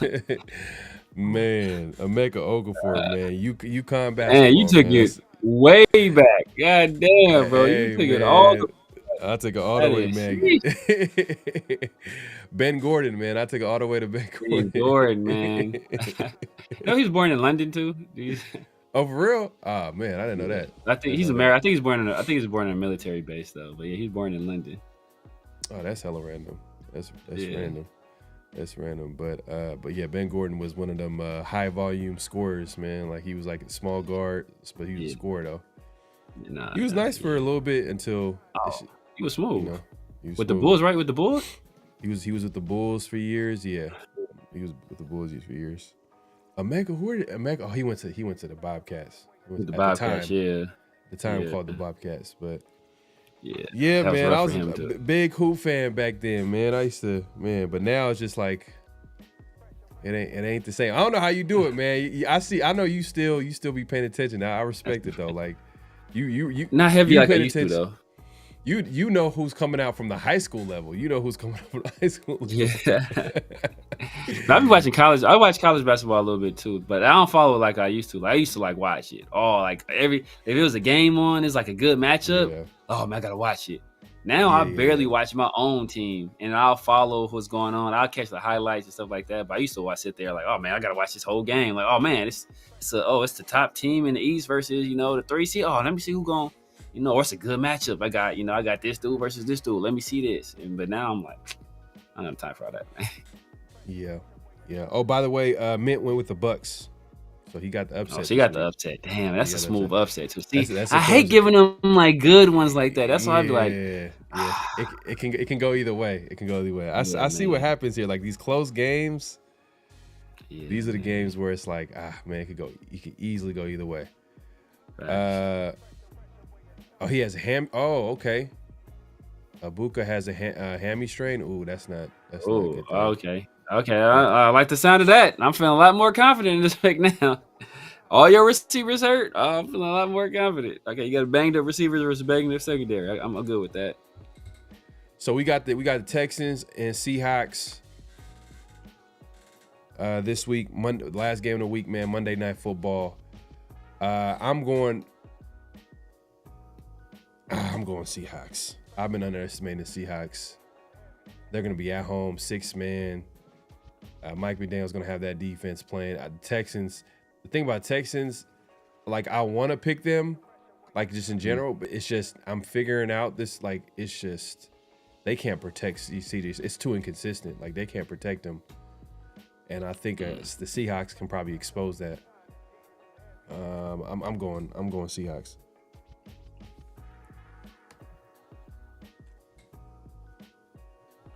What you got, Sawyer? I am going with the Texans. I think they're kind of starting to figure it out. They just played. Who they just played? They played Ravens, but it's not kind of fair. But they beat the brakes off the Ravens. I think they put up like 40 something on the Ravens. I want to say they beat the Ravens like they stole. It was bad. It was bad. I think CJ Stroud had like 3-4 touchdowns. Nick Chubb is actually running the ball solidly. Not great. Not Cleveland Browns Nick Chubb, but he's running the ball good enough. Obviously Nico Collins, Christian Kirk over there. I don't even think they really got the rookie receivers that involved yet. So I think they're looking to do that. But CJ Stroud, he's starting to turn it on. I think they've won 2 in a row. I want to say maybe 3 in a row. For sure 2 in a row. Oh, it can only be 2 in a row. So they won 2 in a row. So I'm gonna go with them, man. I don't think the Seahawks pass rush doesn't really scare me. And they're thinking about moving off Reek. So I mean, I don't know that their secondary maybe there's some stuff in the secondary going on. I think with him, they're saying that he don't tackle. Like his tackling has been terrible. That's been like a big issue for him. And what's crazy is that that Pete Carroll also benched Tariq Woolen at some point because of that too. So this is something that's kind of been lingering a little bit within his game. But you're going Texans? I'm going Texans, man. So I'm pretty sure both of y'all going Seahawks. So there might be another upset pick for me. And that's Mint surprising me because Texas do got a hell of pass rush, man. So he may go Texans. So Mint's going with the Seahawks. You're gonna go get the upset this week. We'll see if you win it. But I just checked the message. He said that he almost went with the Saints because he feels because he almost did. It's the Bears. He picked the Bears, but he feels like it can go the Saints way because of he feels like it might be a trap game. Yeah, because Bears had that big win. Like, it's that Jaden big win. I think it's Monday night too, so there's a short week. You had that big win against them, especially after the way how they lost last year with the Hail Mary. It was the second meeting of the number 1 and number 2 guys. That's a big, big like an adrenaline dump coming off of that game. So facing a lowly Saints team, like I said, again for Caleb, it may not be a big matchup, but for Spencer, this been circled on the calendar for sure. Yeah, man. So that wraps up NFL picks, man. We'll be back at it next week. We'll see who comes out on top. Right now, Mint has a comfortable lead overall record for NFL picks. Me and Severe are pretty much tied up. But Severe, I'm not gonna lie, like it's either you're either gonna take a step forward or you're gonna take a step backwards. How many do I got? How many upsets? So you got about like, let's see, 1, 2, 3, 4.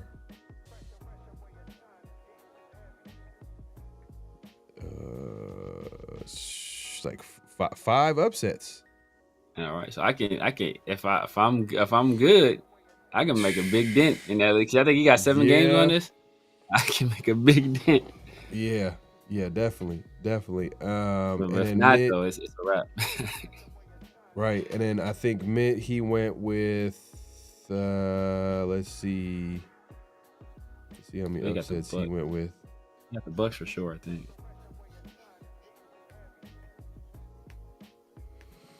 He had 49ers, Bucks. Those are his 2 upsets. Okay. Smooth. It's just 2 smooth ones too. Yeah, and I went with Jets and what else did I went with? That was an upset. Jets. Is that my only upset? I thought the Raiders was gonna be an upset. I didn't know y'all was gonna go. I thought y'all was gonna go Chiefs. I thought I was like the only one. That's interesting.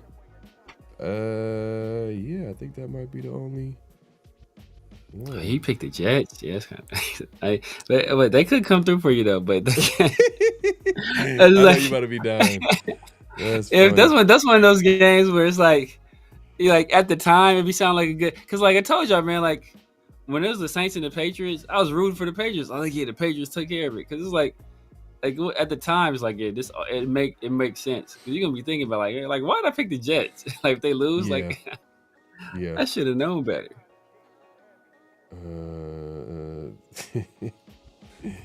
Yeah, that's the only upset, man. But we'll see, man. We'll see how it shakes out because either let's see. I'm trying to check something real quick. Yeah, man. We'll see how it shakes out, bro. Great show. Appreciate everybody coming through. Make sure to clock in. Hit that like button. Hit that subscribe button. Hit that notification bell. At this point, clock out. Hit that like button. Hit that subscribe button. Hit that notification bell. That's all we ask, man. We're going live on both of our channels. So definitely go ahead and subscribe. It's your first time joining us. Obviously, if you've done that already, hit the like button, hit the subscribe button, hit the notification bell, all that good stuff. We'll be back at it next week, 50-50 show next Tuesday. We'll talk about the win or the loss with the Raiders. And obviously around the shield again on Thursday. We'll next week will be the bye week. So we'll probably look at like the season so far and see where the Raiders are going to go from here. Because I think from the bye week, that's when they're going to make their biggest adjustments, whether they're going to figure out a way to stay competitive or, if they lose, and I'm just going to paint a perspective, they lose, especially in a bad way, like they better start playing some of these young players, man. There is no excuse. I want the young players to play with no matter what, but right now, Pete, for all the talk about him giving young guys opportunities early on so they can help you contribute, it don't seem like he's a big fan of playing the young guys, man. It just didn't feel like that, but we'll see. Piano Man says, Raiders Severe, you the best for last, man. Fail great platform, and until then, adios, man. Appreciate you pulling up, man. For sure, man. Appreciate you. Need y'all to lose this week. Appreciate you. Appreciate you. Reese in the building, my guy, man. Appreciate you coming to these Dodgers. Okay, all right. Yes, sir. All right, yes, man. sir. Reese, Dodger you know what time it is. Yeah, what time it is. Reese says Baker's a footballer. Man, yeah, he just makes plays. He's a dog. Joe Effin Flacco, old self is better than Gino. Man, I can't say nothing right now until he plays better. Yeah, man. Watch. We lose. Pete Carroll, man, we're so close. We're almost just a few adjustments here, and that's gonna be an excuse to not play young players. We're so close. So close to turning the corner. It's just so close to getting this thing right. Yeah, man. We'll see. We'll see what happens. But that being said, Severe, let the people know where they can find you, what to look forward to, all that good stuff. You guys know what it is, man. The Severe Raider here on YouTube, Snapchat, TikTok, X, IG. It's about all social media. The Severe Raider. Holla at your boy, man. Sundays and Wednesdays. My guys, Chris from Protect the Shield and 805 Raider in the Raider War Room. And, of course, Tuesdays and Thursdays, my boy Pharaoh and the 50-50 show, man, around the shield. Tap in with us, man. Always bringing you guys great content, great guests, man. I just hit 1,500. Thank you, guys. Can't thank you guys enough, man. Appreciate that, man. Salute to my guy Severe, man. Big time number 1,500, and let the people. You did make that promise though. You gotta stay true to that promise, man. Yeah, for sure. So I hit the 1,500, man. So hey, starting Mondays, man. Start doing a show on Monday night, probably the first maybe month or so. It'll be open to everybody, but after that, it's gonna be members only, man. So if y'all haven't done so already, man, lock in with your boy, man. Yes, for less than a cup of coffee, you can. Yeah, definitely, man. Definitely hit up the membership and then get the member only live, man. I'm sure it's gonna be dope conversations there, man. YouTube, it's no holds barred. Yeah, you probably gonna have some. Hey, look, all I'm gonna say, man, just become a member. You'll know what Severe's got cooking up on his member only live, man. Definitely check it out. But we appreciate everybody pulling up. Make sure to give us a follow on Around the Shield on X and on IG for the latest and greatest with the Raiders, podcast clips, you name it. You won't be disappointed. Definitely give a follow. And then obviously, if you haven't subscribed to myself, man, go ahead and do that already. But we appreciate everybody pulling up. Yeah, man, we'll be back here soon. Hopefully, the Raiders get the W. If they don't, look, man, there's a way to handle this situation. Hopefully, Raiders can be honest about it, but we'll see, man. Yeah, definitely a celebration, man.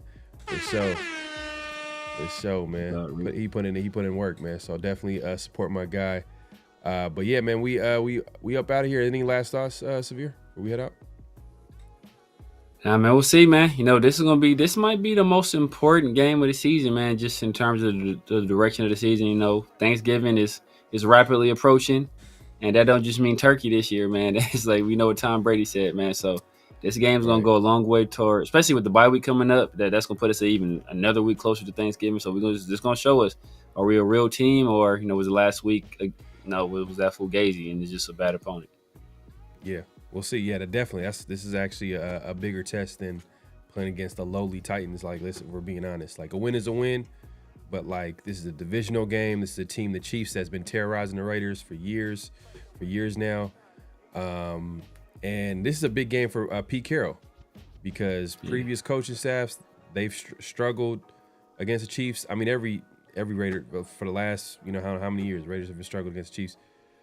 But the only other coach I could think of that figured out beating the Chiefs, or at least making it competitive at times, maybe John.